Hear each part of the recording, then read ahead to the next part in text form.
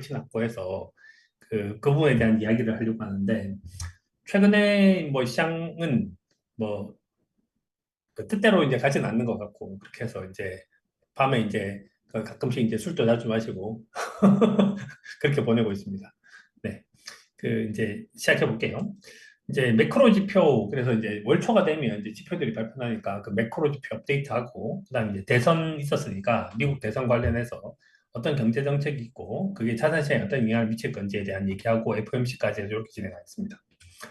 10월 28일 날인데, 그러니까 10월 28일이니까 지지난주죠. 지지난주에 이제 그 주간 국제금융 주요 이슈, 그래서 이번 주에 어떤 지표가 발표된 건가, 이게 이제 있었습니다. 그래서 뭐가 있었는가 하면, GDP 자료가 발표될 거다라는 얘기가 하나 있었고요. 그다음 물가 지표가 발표될 거다가 하나 있었고, 하나는 이제 고용 지표가 발표될 거다. 그다음 이제 경기 관련된 지표가 발표될 거다. 이게 있었으니까 10월 28일부터 시작해서 11월 초까지 주에서 이제 이런 자료들이 쭉 발표가 됐어요.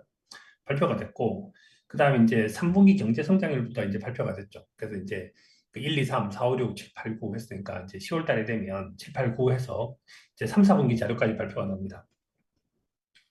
발표가 났었는데 이제 어떻게 발표가 났는가 하면 이렇게 나왔어요. 3, 4분기 이제 그 당시 이제 여기 보면 뭐가 있는가, 첫 번째 예측치가 있죠. 예측치. 미국의 3, 4분기 경제 성장률은 3% 정도점이 이제 3% 정도쯤 되거나 혹은 그를 상회할 거다. 3% 플러스 알파가 될 거다는 거고, 아틀란타 연은 3.4까지 갔으니까 경제 성장률이 3%에서 3.4%까지 갈 거다. 그 다음에 물가는 이제 얼마쯤 되는가 하면 2.6 정도쯤 되고, 그 다음에 이제 PCE는 얼마 정도 될 건가 하면 2.1 정도쯤 될 거다라는 게 있었고요. 고용지표는 14만 명 정도쯤 되는 게 이제 예상된다가 있었고, PMI 지수는 이제 제조업 기준으로 해서 47.6 정도쯤에서 이제 반등이 예상된다. 이런 자료가 나왔었어요. 이 자료 세 개 중에서 이제 우리가 이미 이제 답을 알고 있으니까 이 자료 틀렸고, 이 자료는 대충 맞고, 이 자료 틀렸고, 많이 틀렸고, 이 자료도 틀렸죠. 첫 번째 경제 성장률에 대한 자료는 얼마 나왔는가 하면 이제 2.8% 나왔습니다. 2.8%. 그래서 예상치를 하회했다라는 자료가 있었고요. 그다음에 이제 그 자료, 그다음에 그 자료에 대한 부속치가 있고, PCE는 예상치 정도쯤 되는 게 이제 부합했었어요. 그다음 고용 지표는 이게 가장 서프라이즈했었는데, 고용 지표는 그 허리케인 같은 것도, 허리케인이라든지 그다음에 이제 보잉의 파업 이런 것 때문에 줄어들어서 14만 명 정도쯤 될 거라고 예상을 했는데, 지표는 되게 놀랍게도 얼마 나왔는가 하면 만 명이 나왔습니다. 만 명이 나왔었고요. 만 명이 나왔습니다. 만 명이 나왔는데, 제가 이제 최근 자료를 쭉 보면서 받았던 가장 놀라운 느낌은 어떤 느낌인가 하면 그런 느낌이죠. 그래서 그 다음에 PMI 지수도 얼마 나왔었는가 하면 47.6 예상했는데, 이때까지만 해도 이제 제조업이니까 47.6 예상했는데, 지표는 얼마 나왔는가 하면 46.5가 나왔어요. 근데 제가 이제 이거부터 이제 출발했던 가장 큰 이유는 뭐인가 하면, 실제로 예상치보다 하회했고, 부합했고, 예상치 하회했고, 예상치 하회했습니다. 10월 28일부터 시작해서 11월 초까지 아시다시피 이제 금리는 계속 올랐고 주식도 계속 올랐죠. 그래서 경기와 관련된 지표들이 발표가 났었으면 통상적으로 노멀한 상황이라고 생각을 한다면 채권 금리는 떨어지고 주식시장 빠지고 이렇게 되는 것이 노멀인데, 그렇지 않은 지표들이 나오기 시작했어요. 그래서 10월 말부터 시작해서 11월 사이에 이제 지표들 쭉 발표가 됐을 때 어떤 생각이 들었는가 하면 그런 생각이 들었습니다.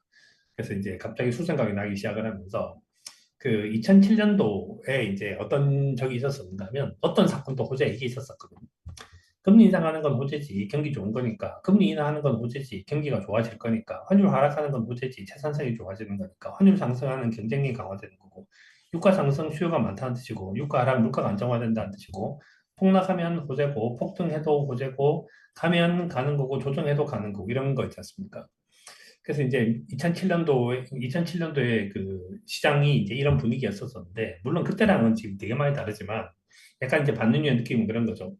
예상과 이제 부합된다라는 것이 있었었는데, 예상보다 못해도 주식시장 항상 좋은 시그널이 나오는 거고, 예상보다 이제 예상하고 좀 되게 많이 달라져도 채권금리 계속 올라가기만 시작하는 이런 것들이 좀 이어졌었어요.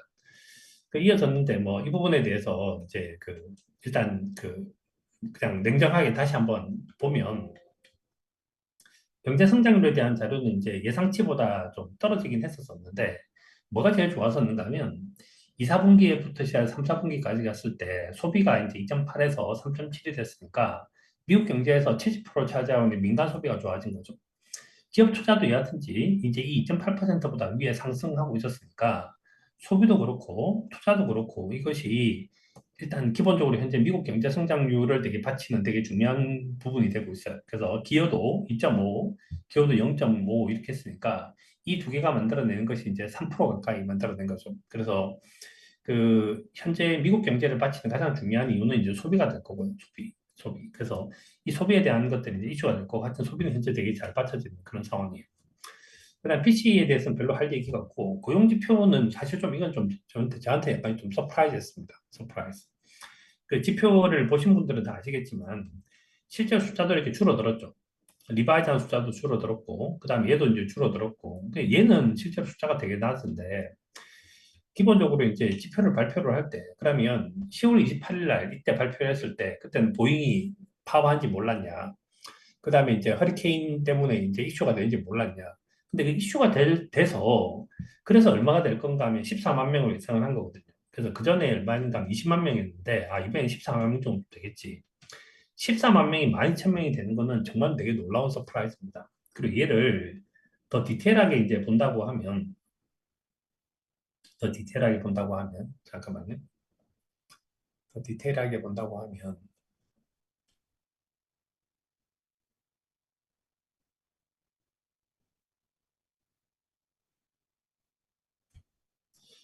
민간 소비 그러니까 이제 난판 페이롤이라고 해서 민간이 있고 정부 요인이 있는데 전체적으로는 12,000명이 늘었고 정부가 그나마 4만 명이 늘었는데 민간은 이제 28,000명이 떨어진 거거든요. 이게 그래서 사실 어떻게 보면 고용 지표가 되게 중요하다고 생각을 많이 할 수 있었던 상태고 고용 지표가 특히 FRB의 의사결정이 되게 중요하다고 생각을 하면 되게 서프라이즈가 있었는데 이 이슈가 발생을 했는데 그날 이제 금리가 오르는 걸 보고 아 정말 이게 되게 쇼킹하다 이런 생각이 들더라고요. 이렇게. 그래서 아 지금은 진짜 무슨 정답이 정해져 있는 건가 뭐 이런 생각이 좀 들었고요. 그 부분에 대해서 이제 뭐라고 얘기를 했는가 하면 JP 모건에서 이게 그 고용 지표가 나빠진 것이 파업하고 허리케인 때문이니까 나쁘다고 볼 수 없어. 외국 대성, 그다음에 이제 그다음에 이걸 의미하진 않은, 그다음에 이제 허리케인이 뭘 의미하진 않은 현재 증가폭이 만약에 허리케인 관련된 것이 아니면 13,000명은 됐을 것이 이게 있거든요. 얘가 이제 그러면 숫자가 얘가 13,000명이라고 치면 얘가 13,000명이라고 그러니까 이제 다시 보죠. 증가폭이가 13,000명이 13만 명이죠. 그죠? 13만 명 정도 됐을 것이 이거거든요. 그래서 13만 명 정도 된다고 생각을 해도 사실 지표가 그 이제 약간 이제 그 뭐 그러니까 이걸 보고 이제 고용이 되게 좋아졌다라고 말을 하기는 좀 되게 어려운 그런 상황인데 하여튼 지표는 뭐 이렇게 이제 얘기를 했습니다. 이렇게 얘기를 해서 뭐 뭐 이제 할 말이 많지만 이제 요만큼만 하죠. 그다음에 이제 그 또 다른 류의 자료를 본다고 생각을 하면 실업률에 대한 자료는 거의 지금 이제 동일한 상태가 계속 유지되고 있고요. 임금 상승률은 한 4%쯤 됩니다. 임금 상승률 관련해서 이것이 이제 물가를 영향을 줄 수도 있다라고 하는 부분이 있고 이 부분에 대한 얘기는 오늘 이제 FOMC에서 얘기할 건데 파월은 현재 뭐라 그러는가 하면 현재 임금 상승률 4%가 발생을 하고 있는데 노동시장이 물가를 상승시킬 수 있는 요인은 없다라고 얘기를 하고 있어요. 그래서 현재 4%는 이것이 물가 상승 요인이 아니다라고 얘기를 이제 하고 있고 그러니까 지표가 발표된 걸 얘기한다면 되게 이제 주식시장에 좋은 시그널을 갖고 해석을 하고 채권 시장에 되게 네가티브하게 시그널을 해석을 하는데 이건 사실 저는 좀 이해를 잘 못하게 한 것 같아요. 그다음 11월 1일 날 뭐가 발표됐는가 하면 제조 PMI 발표됐고 제조 PMI는 여전히 이제 46.5 떨어졌습니다. 서비스 PMI가 되게 많이 올랐어요. 56까지 올랐으니까 서비스 PMI 되게 많이 올랐었고 6대 4로 계산을 하든 5대 5로 계산을 하든 그 숫자들은 현재 다시 50을 넘어선 그런 상황이고 11월 8일 날 11월 8일이니까 오늘이죠. 오늘 이제 OECD 지표가 발표가 됐습니다. OECD 지표가 발표돼서 지난 이제 그 9월 달 자료가 있었고 10월 달 자료가 있었고 11월 달 자료가 있었는데 석 달치 자료를 바꿔서 마이너스로 만들었고 10월 달에 한 다섯 달치 정도쯤 다섯 달 여섯 달치 자료를 바꿔서 플러스가 됐고 이번 달에도 여전히 이제 플러스 상태를 유지를 하고 있어요. 그래서 뭐 OECD 지표를 보면 이제 플러스가 된 그런 상황이고 그러니까 현재 경제 상황에 대한 얘기를 하라 그러면 경제 상황은 멈췄다라고 보는 것이 저는 가장 이제 정확하다고 생각을 하는데, 그래서 이제 현재 뭐 OECD 지표를 본다든지 이렇게 하면 이제 뭐 플러스 이런 그런 상황이고, 그다음에 이번 주에 이제 그 이제 그 국가 및 업종 지수 뭐 이런 게 있었었는데, 국가 및 업종 지수도 이제 월초라고 하는 부분들을 이제 반영을 해야 될 거고, 그다음에 개별 기업들의 실적을 본다고 생각을 하면 포워드 EPS는 국가 및 업종에 보면 이제 뭐 소폭 마이너스 이렇게 나오는데, 개별적인 종목들을 갖고 본다라고 생각하면 플러스가 맞아서 현재 그 현재 뭐 시가총액 상위 종목들은 여전히 이제 실적은 좋은 그런 상황이라고 봐야 될 것 같긴 해요.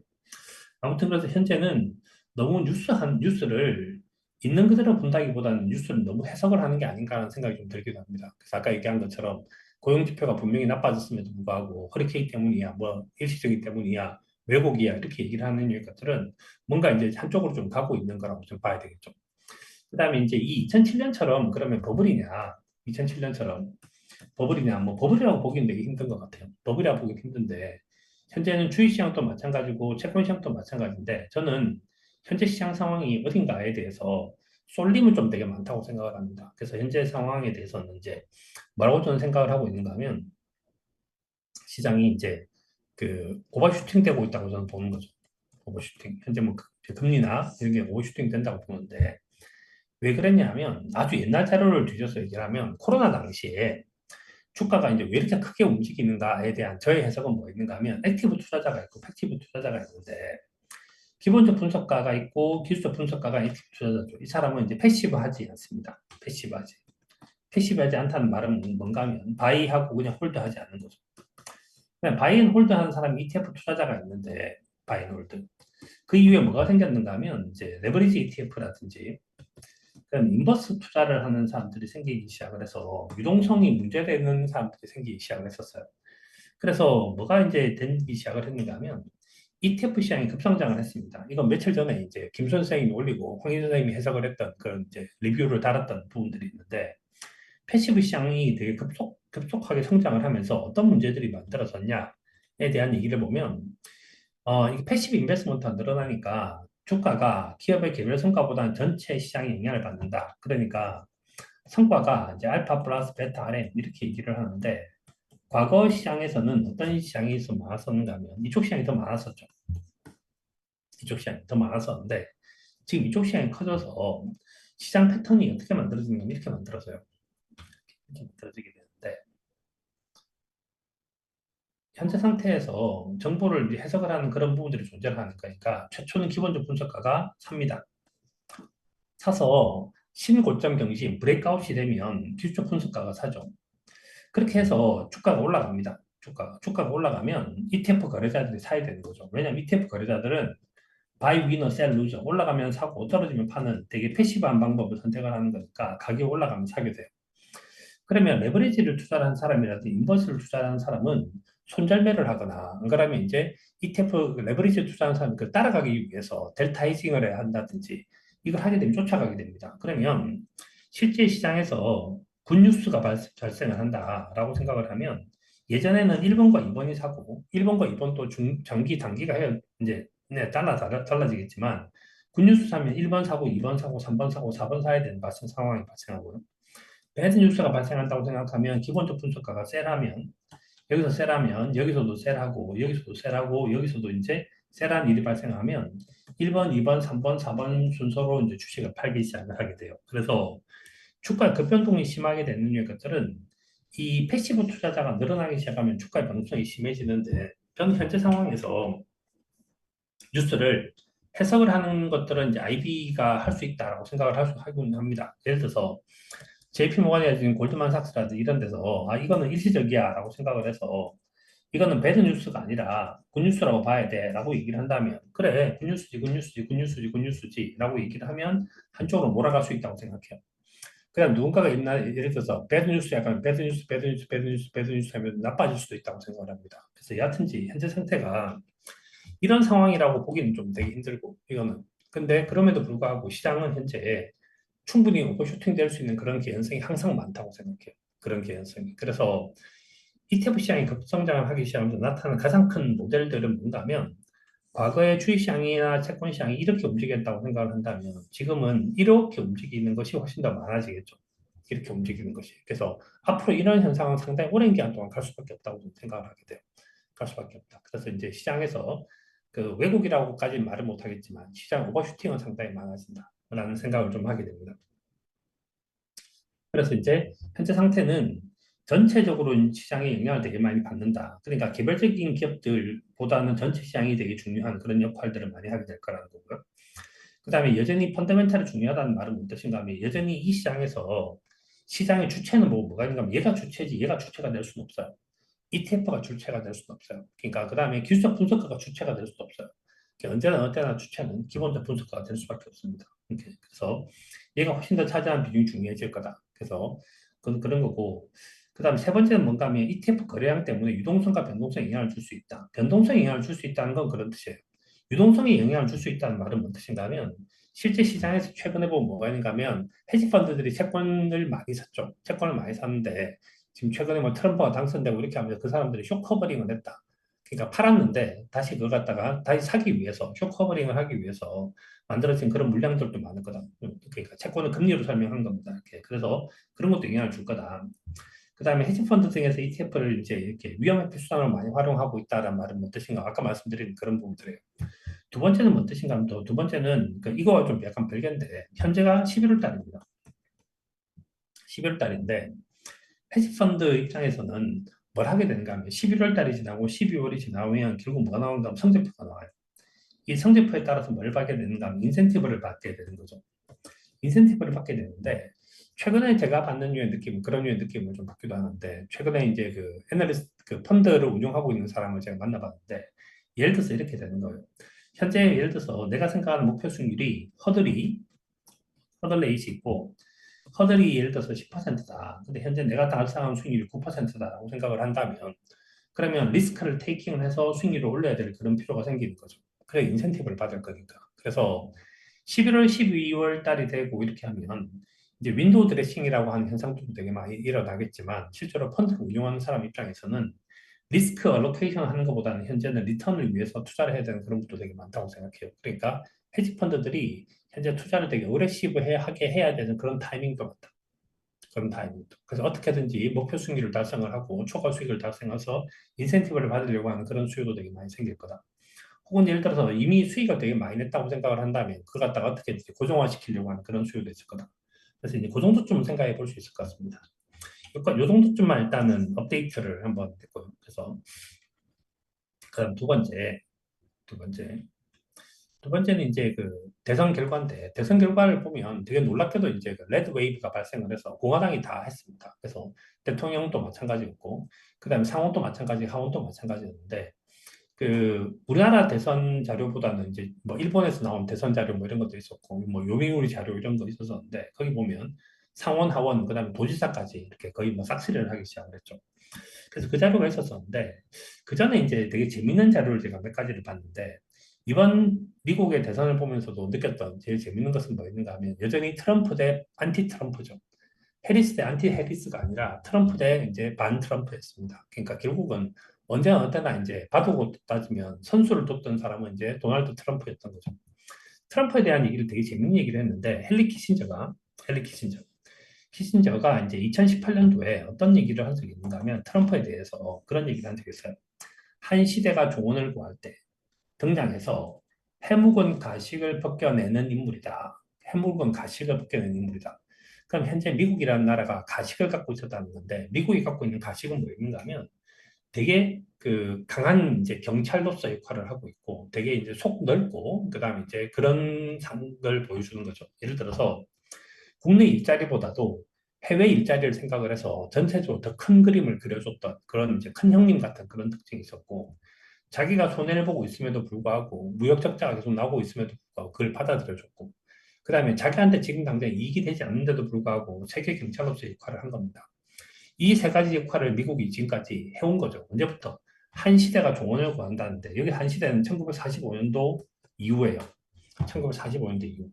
이번 미국 대통령 선거를 보면서 저는 이제 그런 생각이 좀 들었는데 되게 재밌게 그 조지 부시를 제외하고 클린턴이 46년생이고 조지 W 부시가 46년생이고 도널드 트럼프가 다시 46년생이거든요. 바이든 42년생이고. 그래서 저는 이제, 이, 뭐 되게 못되게 말하면 늙은 사람들, 2차 세계대전 직후에 태어난 그 이제 전후 세대가 여전히 굉장히 막강한 힘을 갖고 있구나. 그래서 클린턴이 이번에 이제 연설을 할 때 무슨 얘기를 했는가 그런 얘기를 한 적이 있어요. 저 친구 나보다 나이도 많아요. 라는 얘기를 한 적이 있어요. 바이든 치매 때문에 문제가 됐던 적이 있고, 미국이라는 나라가 정말 저렇게 나이 많은 사람들 받아들일 리가 있을까라는 생각을 했었었는데, 하여튼 트럼프가 또 당선이 됐습니다. 이런 사람들이 이제 그 뭐인가 하면 역사상 한 시대, 1945년도 2차 세계대전에서 이제 그 승리를 하면서 미국이라는 나라가 거의 이제 그 사실상 그 대빵으로서 역할을 하기 시작을 했고, 특히 이제 90년도에 소련이 무너지고 난 다음에는 일극 체제로 되기 시작을 했죠. 그래서 양극이든 일극이든 거기서 이제 미국이라는 나라가 힘을 이제 제일 셌었고, 근데 그것이 이제 종언을 구한다. 종언을 구한다는 말은 뭔가 하면 더 이상 그렇게 할 필요가 없다는 거죠. 왜? 넘버 원인데 그렇게 할 필요가 뭐 있어? 해묵은 가식이 있었었는데 그 해묵은 가식이 이런 거라는 거예요. 전 세계를 생각을 했지만 내 일자리는 빼앗기고 있었다라는 거고, 그래서 이민을 통제하겠다라는 정책을 쓴 거고요. 이 부분에 대해서 이번에 이제 뭐 선거 결과가 나왔으니까 또 그걸 가지고 끼워 맞추기를 하는 거지만, 히스패닉도 그다음에 이제 흑인들 다 이제 받아들여졌다는 거죠. 그래서 미국의 아시안이 6% 정도 되고, 그다음에 흑인이 한 12% 정도 되고, 히스패닉이 한 19% 되고, 그다음에 미국의 백인들이 이제 58%, 59% 정도 되는데, 이 사람들이 이제 빠른 속도로 늘어나고 있는데, 실제로 지금 현재 이번에 이렇게 생각했던 그림이 그려진 것이 아니고요. 그림이 어떻게 그려졌는가 하면, 현재 이미 미국에 있는 사람과 앞으로 미국에 와야 될 사람으로 비교가 되는 것 같아요. 그래서 이미 미국에 와 있는 아시아인도, 이미 미국에 와 있는 흑인들도, 이미 미국에 와 있는 히스패닉들도 이민을 통제하겠다라고 하는 트럼프에 손을 들어줬다는 말은 무슨 뜻인가 하면, 나는 이미 들어왔다는 거죠. 나는 미국인인데 이제 더 이상 미국인 받지 말자. 왜냐하면 그래야지 내 일자리가 보호되지 않겠냐. 이게 이제 어떻게 보면 태묵은 가식이고, 이 가식을 갖다가 깨준 사람이 트럼프였고 그 트럼프를 지지했다. 그다음에 무역 불균형이라고 하는 부분들이 이제 문제가 된 거는 진짜 오래됐는데, 이것을 관세를 높여서라도 그 문제를 해결해 주겠다. 그래서 미국 기업들의 이익이 나면 미국 가게들한테도 이익이 가는. 그래서 관세를 통해서 해결하겠다고 얘기를 했는데, 이거는 지금 이제 되게 뒷부분에 가면 이제 이슈가 될 만한 부분들입니다. 물론 얘도 마찬가지고. 그다음에 이제 세계 경찰로서 역할을 했기 때문에 미국이 이제 좀 기분 나쁜 일이 있으면 온 동네를 돌아다니면서 이제 해결을 한 거죠. 그래서 세계 경찰로서 역할을 하면서 독일, 일본, 한국 이런데 엄청나게 많은 주한미군을 이제 파견을 했고, 그 돈을 이제 쓰고 있는데, 앞으로 그 돈 네가 내라 이거죠. 네가 내라. 그래서 뭐 이제 전쟁 분담금 같은 거 각자가 내야 되고, 그다음에 내가 지금까지 어쩔 수 없이 전쟁하는 건 전쟁 안 하겠다는 겁니다. 그래서 이제 그 현재 러시아 우크라이나 전쟁이라든지 이런 것들도 마찬가지고, 한국 같은 경우도 이제 휴전인데 뭐 이걸 뭐 이제 정전을 하거나 종전을 할 수도 있다 이런 것처럼 전쟁을 종식시키겠다, 이 모든 것들 다 뭔가 하면 해묵은 가식이라는 거예요.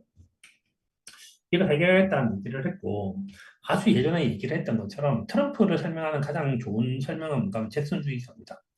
그래서 미국은 예전에 이제 멀로 독트린이라고 하는 것이 아주 옛날에 있었었고, 미국의 전통은 뭔가 하면 저는 공화당이라고 생각하고, 미국의 전통은 또 하나 고립주의라고 생각을 해요. 그 앞에. 그래서 미국이 제일 중요하고 다른 나라에 대해 신경 쓰지 않겠다라는 겁니다. 다른 나라에 신경 쓰지 않겠다. 그래서 공화당의 스프릿도 이제 그건데, 내가 내는 돈은 내한테 써야 되고, 내가 내는 돈을 꼭 다른 사람은 쓰지 않겠다라고 생각하는 거죠. 근데 이제 이것이 국가를 넘어서면 당연히 그런 거고, 그래서 다른 나라 정책에 대해 신경 쓰지 않겠다.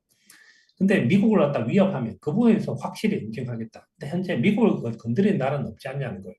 미국을 건드리는 나라는. 그래서 뭐 대만 건드리면 그건 너희끼리 해결하는 거고, 뭐 북한하고 남한하고 그냥 너희끼리 해결하는 거지만, 실제로 미국 본토에 영향을 줄 만한 거 아니면 난 안 건드리겠다. 그래서 미국 중심에 있는 고립주의라고 하는 부분들이 결국은 이제 다시 이제 트럼프 시대에 이제 힘을 받기 시작을 했다는 거예요. 그래서 제가 대학을 다닐 때부터 시작해서 저도 이제 미국 대통령에 대한 이제 고민을 좀 시작을 해서 조지 부시 때부터 이제 본 것 같은데, 어떻게 보면 되게 정치적인 사람이고, 그래서 이제 중요한 건 경제야. 그래서 다시 경제가 됐고, 다시 이제 9.11 테러 일어나고 뭐 이렇게 했던 다시 정치가 되기 시작을 했고, 그다음 이 아저씨는 뭐 되게 올마이티하게 뭔가 이렇게 커버리지가 되게 넓었던 그런 사람인 것 같아요. 다시 경제 문제가 됐고, 다시 약간 정치가 이슈가 됐고, 다시 경제 문제. 그래서 현재 이번에 트럼프가 당선된 부분에 대해서 이제 경제 문제에 대한 얘기를 되게 많이 합니다. 물가가 너무 많이 올랐고, 사람들의 실제 소득이 줄어들었고, 그것 때문에 결국 사람들이 트럼프를 선택을 했다. 뭐 이런 얘기를 하는 것 같아요. 여기까지는 이제 뭐 전반적으로 이제 볼 수 있는 그런 부분들이고, 이번에 미국 대선 이후에 신정부 경제정책에 대한 부분들이 있는데, 요 얘기가 이제 우리가 해야 될 되게 중요한 얘기겠죠. 중요한 얘기인데, 13페이지 정도 되는 자료인데, 자료는 제가 볼 때는 되게 잘 만든 자료고, 그 이제 보면서 되게 생각할 부분들이 많은 것 같습니다. 자, 이제 미국의 그 대선 이후에 어떤 경제정책을 쓸 거냐. 트럼프가 당선이 되자마자 일어났던 가장 재밌었던 건 뭔가 하면 주가가 폭등을 했고, 테슬라 주가는 무려 뭐 한 15% 가까이 이제 올라가기 시작을 했죠. 그래서 올라갔고, 그 다음에 금리도 되게 큰 폭으로 올랐습니다. 그러니까 트럼프가 이제 큰 폭으로 당선이 됐죠. 크게 이제 당선이 돼서 뭐 거의 한 300대 200 정도쯤, 뭐 320대 220 정도쯤 될 겁니다. 그렇게 됐고, 그 다음에 이제 공화당도 됐고, 공화당이 상원도 됐고, 그 다음에 하원도 됐고, 도지사도 돼서 이제 레드 웨이브라고 해서 했으니까 힘이 실릴 거라고, 힘이 실릴 거다. 1기보다 훨씬 더 강력하게 시행이 될 거다. 1기 때는 이제 그 정통적인 그 공화당 인원들이 되게 많았습니다. 이번에 이제 그 공화당을 지지했던 사람 중에서는 트럼프를 지지하지 않고 해리스를 지지했던 사람들도 되게 많았었죠. 그래서 어떻게 보면 약간 영향력 있는 사람들은 해리스 지지를 되게 많이 했는데, 그럼에도 불구하고 트럼프가 당선이 됐고, 트럼프가 자기 마음에 안 드는 공화당원들은 다 배척할 그 가능성이 높으니까 자기 마음에 드는 공화당원을 선택한다고 생각을 한다면 이번에는 강력하게 시행될 거다라는 얘기는 맞는 것 같아요. 그게 맞고.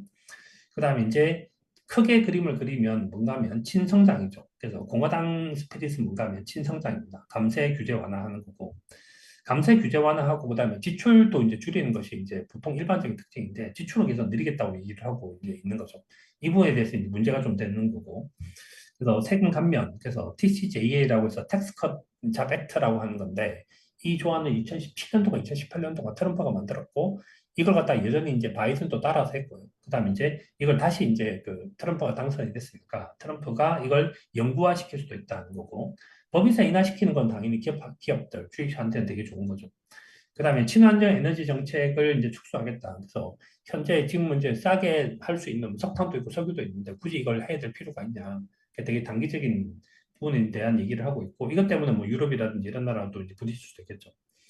그다음에 이제 무역 불균형 완화시키기 위해서 동맹국에 대한 관세를 인하한다. 이것도 이제 이슈가 되는 거죠. 동맹국에 대한 관세를 인상을 한다는 말은 무엇인가 하면 한국이든 대만이든 일본이든 난 관계없고 난 그건 모르겠고 그것도 이제 인상하겠다. 그다음에 중국은 확실히 올리겠다. 이거죠. 중국 확실히 올리겠다. 그래서 이제 그 자국 중심 이게 이제 아메리카 퍼스트를 주장하겠다는 거고 압승을 했으니까 재정 정책에 대한 추진력은 강화될 거라는 거고요. 이게 왜 문제가 되고 있냐면 문제가 되고 있는 것이 성장이 약화될 가능성이 되게 높다는 거예요. 왜 관계가 높은가 하면 실제로 이제 감세와 규제 완화 정책은 당연히 플러스 요인이 되고 있지만 그 다음에 이민이 안 들어온다고 생각하면 공급이 줄겠죠. 그래서 저 공급이 준다고 생각하면 당연히 수요도 줄어들고 수요가 줄어들면 당연히 성장이 떨어집니다. 보고 안세가 정말 좋은 거냐? 그러면 플러스 요인이 있고 원 쿠션, 투 쿠션, 쓰리 쿠션 먹고 나오는 마이너스가 있는데 이거 다 합하게 되면 마이너스일 가능성이 높다는 거예요. 플러스가 있고 마이너스가 있는데 마이너스 될 확률이 높다. 가장 대표적인 것이 뭔가 하면 대표적인 것이 트럼프 1기 시대 때 만들어졌던 PMI 지수인데 PMI 지수. 미국, 중국이 무역 전쟁을 시작하고 난 다음에 PMI 지수가 이렇게 떨어지기 시작을 했었습니다. 그래서 그 당시에 이제 파월이 금리를 떨어뜨리기도 했었고, 그걸 생각을 한다면 이번에 감세를 하고 규제를 완화시킨다고 얘기를 하고 하는데 이게 과연 이제 좋은 정책일까에 대해서는 전반적으로 마이너스 될 확률이 높다는 거고요. 그다음에 인플레이션 상승할 가능성은 되게 높다. 뭐 이것도 이제 되게 이제 명약관화한 거죠. 이 두 가지를 생각을 한다면 트럼프가 만들어낸 경제의 영향은 스태그플레이션의 가능성이 되게 높다는 얘기를 되게 많이 해요. 그래서 이번에도 뭐가 있는가 하면 좀 이따가 보겠지만 파월한테 질문했던 것 중에서 스태그플레이션 가능성에 대해서 어떻게 생각하십니까? 라는 질문도 있습니다. 그다음 재정 건전성 악화 이게 이제 오늘 해야 될 되게 중요한 얘기인데 과연 이제 이 재정이 지속 가능한가에 대한 얘기고요. 이 부분에 대한 것은 이제 국채 시장과 관련돼 있습니다. 국채 시장 관련돼 있고 재정 건전성이 만약에 진짜 악화된다고 생각하면 미국은 신용등급을 강등당할 수도 있는 거고 저 재정 건전성을 갖다가 이제 좋게 만들기 위해서 과연 현재 정책을 쓸 수 있는가? 현재 이미 그 공약을 다 내놨는데 이 공약들 중에서 실천을 하게 되면 감세를 해서 텍스는 줄어들고 확장적 재정 정책을 해서 가버먼 스펜딩을 늘어난다고 생각하면 T- 수치가 현재 이미 안 좋은 상태인데 훨씬 더 커질 가능성이 높다는 거예요. 높다. 그래서 이제 요 세 가지 것들이 영향을 많이 줄 건데 스태그플레이션과 재정 건전성 자체가 이제 갖고 있는 위험이 존재한다는 거고요. 이번에 선거 보면 이제 그 상원은 53대 45, 하원은 211대 199, 그 다음에 이제 그 도지사는 이제 주지사는 27대 23 공수했습니다. 그래서 레드 웨이브는 없고요. 그다음에 그 현재 규제 완화의 이득을 보는 부분과 산업이 수혜를 볼 거다. 이거는 뭐 이제 최근 그때 그 사건 딱 터지자마자 금융주가 쭉 올라서기 시작하고 에너지 관련된 부분들도 좋아지기 시작을 했고 뭐 했죠. 이렇게. 그다음에 이제 미국이 결국 물가가 올라와서 금리를 계속 올릴 수밖에 없을 거니까 금리를 떨어뜨리는 파월이 금리를 떨어뜨리기도 그렇게 쉽지 않을 거고 그래서 달러가 강세가 될 거다는 거고요. 달러 강세가 되면 당연히 미국에 있는 그 미국에 있는 무역업자들, 미국에 있는 그 수출, 수입 이런 상황들을 생각을 한다면 달러 강세가 되는 건 다시 적자를 만들어내는 가능성도 되게 높아져요. 그다음에 트럼프의 승리는 예측할 수 없는 정책의 조합이다. 트럼프의 특징은 뭔가 하면 예측이 안 된다는 것에 있어요. 왜 예측이 안 되는가 하면 이 잭슨주의의 가장 큰 특징이 뭐가 있는가 하면 그때그때 액션이 다릅니다. 그때그때. 다른 나라 정치에 간섭을 하지 않겠지만 나한테 위협이 된다면 이제 나는 개입을 하겠어 이런 거니까 어떨 때는 안 할 것처럼 보이고 어떨 때는 할 것처럼 보인다는 거예요. 그래서 지난번에 이제 그 트럼프 일기 때도 어떤 일이 있었었는가 하면 그 베트남인가 싱가포르인가에서 그거 했지 않습니까? 종전 선언할 것처럼 하다가 그 이제 그 딜이 없었던 걸로 됐고 그렇게 해서 이제 남북한 관계 되게 좋을 것처럼 했고 그 문재인 대통령 시대에 굉장히 큰 이제 그 업적이 일어날 것처럼 보였었는데 그게 안 됐는데 그게 뭔가 하면 예측할 수 없는 정책들의 조합이 일어날 가능성이 되게 높다는 거죠. 그래서 트럼프의 정책의 특징은 대통령이 되게 강력한 권한을 갖고 있고 그래서 정책을 예상하기 좀 되게 힘들다. 그래서 보통 일반적인 그런 절차를 밟지 않고 있는 것도 되게 많은 것들이죠. 그래서 이제 그 대통령령으로 만들기도 하고 하기 때문에 이제 예측하기도 되게 힘들다는 게 특징이다. 그 다음에 트럼프 2.0 경제 정책에서 국내 정책이 있고, 그 다음에 이제 대외 정책이 있는데, 국내 정책에서는 이제 감세를 하겠다는 거죠. 그래서 이제 그 법인세를 갖다가 15%에서 20%까지 인하시키겠다라는 얘기가 이제 있고요. 이민 통제에서 신속하게 불법 체류자를 갖다가 이제 내보내겠다는 것이 있고, 멕시코 국경을 다시 건설하겠다. 최근에 이제 그 어떤 것이 있는가 하면 중국에서도 미국 되게 많이 가고 있지 않습니까? 중국에서. 그래서 외국 사람들이 중국에 와서 되게 충격받았던 것 중에 하나가 2022년도에 상해를 갖다가 이제 락다운을 시킨 적이 있죠. 그래서 이제 그때 외국인들이 전 세계적으로 일어났던 일도 아닌 거고, 그래서 좀 되게 심하다라는 얘기를 좀 많이 하기 시작을 했고요. 그때 이제 그때 그 외국인들이 많이 빠져나가기 시작을 했고, 그 다음에 그때쯤 됐을 때 내국인들도 빠져나가기 시작을 했던 것 같아요. 그래서 중국에서도 많이 빠져나가기 시작했죠. 최근에 일본도 마찬가지고, 그 한국도 마찬가지고, 중국도 마찬가지인데, 모든 나라들의 특징이 뭐가 있는가? 부자들은 부자들이라서 빠져나가고, 가난한 사람들은 가난한 사람들이 빠져나가서, 현재 극동 지역에서도 되게 엑소더스가 되게 많이 일어나고 있는 것 같아요. 그래서 뭐 차이나 엑소더스, 재팬 엑소더스, 코리아 엑소더스 이런 것들이 일어나고 있는 것 같습니다. 근데 그 사람들이 이제 갈 데가 미국밖에 없는 거죠. 갈 데가. 그래서 갈 데가 미국밖에 없는데 미국을 어떻게 가는가 하면 저 남미부터 시작해서 이제 가기 시작을 해서 멕시코를 거쳐서 이제 갈 수밖에 없기 때문에 캐나다 거쳐서 온 사람들은 거의 이제 있고 캐나다 훨씬 더 많으니까 그래서 멕시코 국경 건설을 다시 이제 추진하겠다. 이런 것들이 이제 트럼프가 갖고 있는 그런 정책인 것 같아요. 그래서 이민을 통제하겠다는 거고 모든 수입 품에 대해서 보편적으로 관세를 물리겠다. 이게 이제 문제가 되는 거죠. 보편적으로 관세를 물리게 되는 거니까 한국 입장에서도 이제 되게 힘들어지는 거고 유럽 입장에서도 되게 힘들어지는 거고 뭐 독일도 되게 힘들 거고 하게 되는 거죠. 그다음에 이제 최근에 이제 멕시코 같은 데를 통해서 우회 수출하고 있는데 이런 것도 차단시키겠다. 그러니까 중국이 메이드 인 차이나가 붙지 않게 다른 나라의 뭐 브랜드를 붙여서 메이드 인 베트남이 되거나 이렇게 하고 있는데 그런 것들도 차단하겠다는 얘기를 하고 있습니다. 그다음에 이제 정책 추진력은 되게 강화될 거고 그래서 에너지, 금융, 제조업에 대해서 모든 걸 규제를 완화시켜 주겠다는 거고 그다음에 그 신임 대통령이 이제 그 양원을 장악한 상태에서 임기가 이제 개시이 되겠죠. 임기가. 그래서 이제 상하원을 다 먹은 상태에서 임기가 개시되고 그러니까 내각 구성도 바꿀 수 있고 대법원 인사도 바꿀 수 있고 연준 의장도 바꿀 수 있다. 이번에 이제 파월도 똑같이 이제 질문을 들었죠. 그래서 너 자르겠다고 얘기하는데 너 나올 거냐? 나 안 나간다. 그런 얘기 했습니다. 그래서 이런 것들도 다 이제 권한을 갖고 있고 그 문제되는 건 뭔가 부채 한도, 그래서 데슬링 같은 걸 바꿀 때 이런 것이 과연 쉬워지겠냐. 그래서 이제 미국에서 이제 하원이 필리버스터 같은 건 할 수 있겠죠. 필리버스터를 하려고 하면 6대 4 정도 된다는데 아직까지 이제 그 정도 되는 건 하는 거니까 부채 한도를 올리는 건 그렇게 쉽지 않을 것 같아. 그다음에 고관세 이런 류의 대표적인 이제 그 정책에 대해서는 틀림없이 당연히 이제 이걸 이제 실행하려고 되게 할 거고요. 그러면 변동성이 되게 커질 수 있는 그런 가능성은 이제 존재한다는 겁니다. 존재한다. 그다음에 이제 이게 실제로 어떤 영향을 줄 거냐. 사실 우리한테 제일 중요한 건 이런 거죠. 어떤 영향을 줄 거냐. 그러니까 트럼프가 당선됐다가 중요한 것이 아니라 트럼프 당선 이후가 어떻게 될 거냐가 우리한테 중요한 건데 성장이 약화될 가능성이 더 높다는 거예요. 성장이 더 약화될 가능성. 그래서 IRA에서 인플레이션 뭐 리듀스 액트, 리덕션 액트인가? 하여튼 그거를 하고 있는데 이 부분에 대해서 이제 그 이 부분을 없애겠다고 얘기를 하고 있고 그러면 당연히 관련해서 이제 투자가 이제 줄어들 수밖에 없다라는 거고요. 무역 장벽을 강화시키는 건데 그 당시에도 일기 무역 경쟁 당시에도 제조업이 악화되는데 왜 제조업이 악화되는가 하면 제조 고용 같은 것들이 줄어들 가능성이 되게 높죠.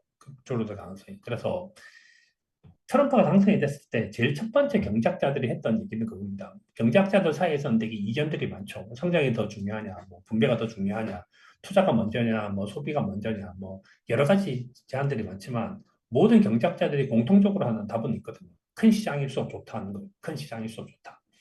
근데 트럼프가 만들어낸 것은 미국 위주에 만들어진 작은 시장을 선택을 한 건데 그 가장 큰 시장은 뭔가 하면 미국과 중국 사이에 있는 것들이죠. 그래서 있는데 그 미국과 중국이 무역 전쟁을 하기 시작을 해서 그 당시 PMI 지수가 떨어졌던 걸 생각을 한다면 이번에도 현재 바이든이 다시 트럼프 2.0을 아니, 바이든 끝나고 트럼프 2.0 시대가 만들어진다면 성장이 약화될 가능성이 더 높다는 거.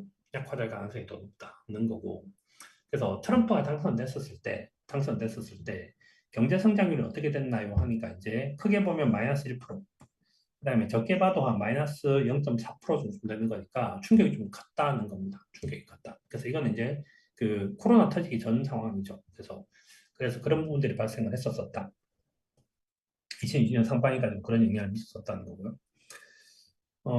그 일자리도 이제 마찬가지인데 고용이 줄어들겠죠. 그래서 미국하고 중국이 이제 전쟁을 한다고 생각을 한다면, 무역 전쟁을 한다고 생각을 하면, 그 이제 일자리도 줄어들고, 일자리 줄어들면 지금 현재 소비가 되게 좋아지는 것들도 무리가 있지 않냐, 뭐 이런 얘기들입니다. 그다음에 이제 이민 관련한 부분들, 이민 관련해서 수혜를 되게 많이 봤다는 얘기를 하는데, 파월도 얘기를 한 것이 미국 시장이 왜 예상보다 되게 좋았습니까에 대한 얘기 중에서 가장 대표가 뭔가 하면 트럼프 이후에 바이든 시대가 되면서 그 이민이 다시 늘기 시작을 했고 그래서 이민이 늘기 시작을 했고 예전에 그런 얘기했죠. 2020년 초기만 하더라도 미국에서 이민자들이 없었고 그래서 이제 저 노동자 그러니까 그 저임금을 받는 노동자들이 되게 적었었고 그래서 어떤 일이 발생했는가 하면 그 당시 그런 얘기도 한 적이 있죠. 그 코로나 당시에 미국 애들이 미국에서 사람들이 죽어나가기 시작을 하고 있는데 그 시체를 처리하는 사람이 없었었다. 그런 얘기도 했죠. 근데 이제 바이든 시대가 되면서 이제 미국에 어마어마하게 많은 이민자들이 몰려들기 시작했고 그 사람들이 밑에 그 바닥을 메워주기 시작을 했고요. 그다음에 그 사람들이 뭘 하기 시작을 했는가 하면 소비를 하기 시작을 했고 소비를 하기 시작하니까 미국 경제가 받쳐졌다. 그래서 부자가 이제 소비하는 것보다 가난한 사람들이 소비하는 것들의 역할이 훨씬 더 크죠. 그래서 부자들이 쓸 수 있는 소비는 되게 한계가 갖고 있기 때문에 그래서 레이버 파티시페이션 레이시 되게 많이 올라서기 시작을 했고 그것이 미국 경제에 영향을 미쳤다. 그런데 이 이민이라고 얘기를 한 부분들이 줄어든다고 생각을 한다면 소비 지출은 약화될 거고 노동도 줄어들 거고 투자 지출도 감소할 거다. 그럼 당연히 좋아질 확률이 없지 않냐. 그래서 시민 정책은 경제 성장률을 떨어뜨리는 역할이 훨씬 더 높다는 거예요. 훨씬 더 높다. 근데 이걸 갖다가 빨리 하겠다라고 생각을 해서 만약에 트럼프가 말하는 것처럼 그 신속한 이렇게 된다고 생각하면 이게 또 위험이 커진다라는 거죠. 위험이 커진다. 위험이 커질 그런 가능성이 높다는 거고요. 높다. 그다음에 물가 올라가는 것도 이제 문제가 되고 있는데 이 물가 올라가는 것들도 현재 팬데믹 이후에 이제 대규모 이민의 경기 회복 이런 것도 이제 줄어들고 물가 안정 기여도 줄어드는 거니까 어떻게 보면 현재 일어나고 있는 되게 골디락스 분위기가 있었는데 인력이 부족하거나 임금 상승이 일어난다고 생각하면 여기서 이제 노동이 임금 상승을 초래할 수 있다. 현재는 노동시장이 임금 상승을 초래하지는 않는다라고 했잖아요. 그래서 이제 스태그플레이션의 위험도가 커진다라는 얘기를 하는 거예요. 그래서 다수 기관들이 생각을 할 때 중국에 대해서 관세를 부과를 하기 시작을 하면 결국 그것이 미국 가게로, 미국 기업들로 이렇게 전이될 수밖에 없다. 전이될 수밖에 없다. 그래서 보편적 관제를 썼더니 그러니까 그 대상국에 대해서 전체 보복 관세를 미치면 경제 성장률은 떨어지고 물가는 올라가고 경제 성장률 떨어지고 물가는 올라가서 약간 이게 디스태그플레이션이 일어날 가능성이 더 높다는 거예요. 그다음에 그 재정 건전성 악화도 이제 문제가 되고 있는 거고 재정 건전성 악화. 현재 그 얘를 연장을 하면 재정 적자 폭이 더 커지게 될 거고 그다음에 정부 부채가 더 커지게 될 건데 이 부분이 좀 저는 좀 중요하다고 생각을 해요. 이 부분에 대한 이게 중요하고 긍정적인 거는 근데 어떤 좋은 게 있겠습니까? 라고 하면 어, 선거 전에 불확실성 때문에 안 했는데 선거 끝났으니까 기업들이 이제 투자 자금 집행해야지. 이제 트럼프가 됐으니까 이제는 지금부터 시작해서 앞으로 한 4년 정도쯤은 최소한 경제가 안정화가 되겠네. 나 이제 투자를 하려고 했던 것들을 확실히 투자해야지. 라고 해서 지금까지 대기하고 있던 자금들이 투자로 올라갈 거다라고 하는 거는 되게 긍정적이라고 볼 수 있는 거죠. 볼 수 있는 거고. 그럼 여기는 없지만 저는 사실 그런 생각을 좀 하긴 했었어요. 그러니까 미국 입장에서 그냥 이건 그냥 아이디어란 겁니다. 아이디어란 건데 현재 쉽게 말하면 이제 정부가 부채를 많이 쓴다는 거는 돈이 없는 거잖아요. 돈이 없는 거. 이 돈이 없는 문제를 해결하는 제일 쉬운 방법은 돈을 바깥에서 데리고 오면 돼요. 예를 들어서 국방비를 지금까지 계속 썼는데 그 국방비를 일본이 내주거나 그 국방비를 한국이 내준다라고 생각하면 미국 입장에서 나갈 돈이 줄어들 거잖아요. 그래서 트럼프의 정책은 아메리카 퍼스트라고 생각을 한다면 가장 아이디어란 부분은 뭐인가 하면 쓸데없는 돈은 내가 내지 않고 그 나라 사람들이 내게 한다가 제일 가능성이 높은 것 같긴 해요. 이렇게. 그래서 이제 뭐 그런 것들이 있고 현재 단기적으로는 여하튼지 이 부분이 있고 아주 장기적으로는 과연 이것이 가능해질 거냐라는 부분들이 있고 그다음에 예를 들어서 미국으로 다 데리고 왔는데 미국이 이제 빠른 속도로 이제 인공지능하고 빠른 속도로 로봇화를 한다고 생각을 하면 물가를 안정화시키고 경제 성장을 가속화시킬 수 있는 그런 가능성이 존재를 하겠죠. 그래서 그 긍정적인 시각에 대한 얘기는 단기적인 건 얘기고요.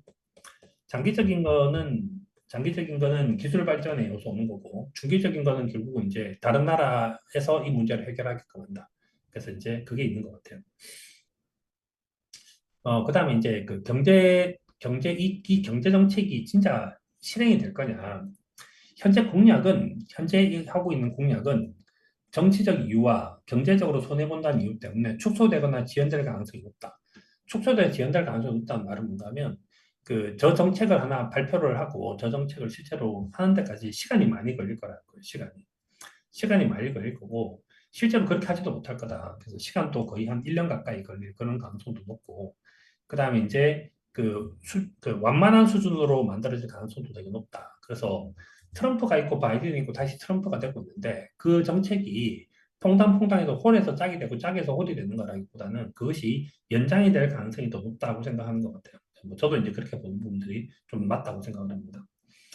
그다음에 통화 정책을 보면 2018년, 2019년도 연준이 금리를 떨어뜨렸었는데 그때는 이제 경제가 좋지 않았었고 그래서 그런 부분들이 만들어지는 거죠. 그런 부분들이 이렇게 될 가능성도 있다. 이렇게 될 가능성도 있다. 그다음에 변동성이 되게 커질 그런 개연성이 크다. 이 정도쯤 되는 자료 같아요. 이 파트 남은 건 한번 읽어보시면 될 것 같고 제가 생각하는 이제 현재 미국 대선 관련해서 제일 좀 중요하다고 생각하는 포인트부터 말씀을 드리면 이번에 패드 자료를 보면서도 제가 느꼈는데 제일 문제가 되는 건 뭐가 있는가 하면 이거거든요. 국제금융센터 자료를 보면 여전히 미국 경제에 대해서 갑작스러운 경기 침체가 발생할 수 있는 그레이 스완에 대한 얘기를 하나 하고 두 번째는 이제 물가에 대한 그레이 스완에 대한 얘기를 하고 세 번째는 이제 이 재정 적자에 대한 얘기를 하는데 재정 적자가 훨씬 더 이제 이 규모가 크죠. 부채 수준이 훨씬 더 커지고 그래서 해리스가 당선됐을 때보다 트럼프가 당선될 가능성이 되게 높다. 그래서 지난번에 11월 1일 날 고용 지표가 발표가 돼서 고용 쇼크가 났음에도 불구하고 금리가 올라갔을 때 그때 이제 했던 얘기가 그겁니다. 트럼프 당선에 대한 것이 현재 채권 시장에 영향을 더 많이 주는 것 같다는 거였었죠. 그래서 이 파트에 대한 얘기를 이제 제가 해보려고 하는데 그래서 이게 이제 지속 가능한가에 대한 얘기를 하는 거고요. 이 부분에 대한 되게 재밌는 자료가 있었어요. 그거에 대한 얘기를 한번 해볼게요. 미국 GDP에 대비해서 정부 부채가 현재 되게 높은 수준인데 이 수준이 어느 수준인가 하면 1945년도 수준, 그러니까 2차 세계대전 수준이랑 거의 비슷해요. 그 말은 2차 세계대전 이후 지금까지 이렇게 많은 부채를 썼던 적은 없죠. 그러니까 채권을 어마어마하게 많이 발행을 하고 있고, 이 채권 때문에 내야 될 이자에 대한 부담이 되게 큽니다. 그래서 국방비를 줄인 게 문제가 되는 것이 아니라, 이 국채에 대한 이자를 감당하기 위해서 이제 계속적으로 채권을 발행을 해야 되는 그런 문제들이 터지는데, 이거와 관련해서 월스트리트 저널에 어떤 기사가 있었는가 하면 11월 5일 날 How to Grow Out of America's Debt Oo라는 것이 있습니다. 미국이 현재 갖고 있는 이 재정 적자 문제를 어떻게 해결할 거냐가 이제 있었고요. 전 이 자료가 최근에 읽은 자료 중에서 저한테 좀 제일 재밌었어요. 재밌었는데, 어, 이 자료를, 이 자료는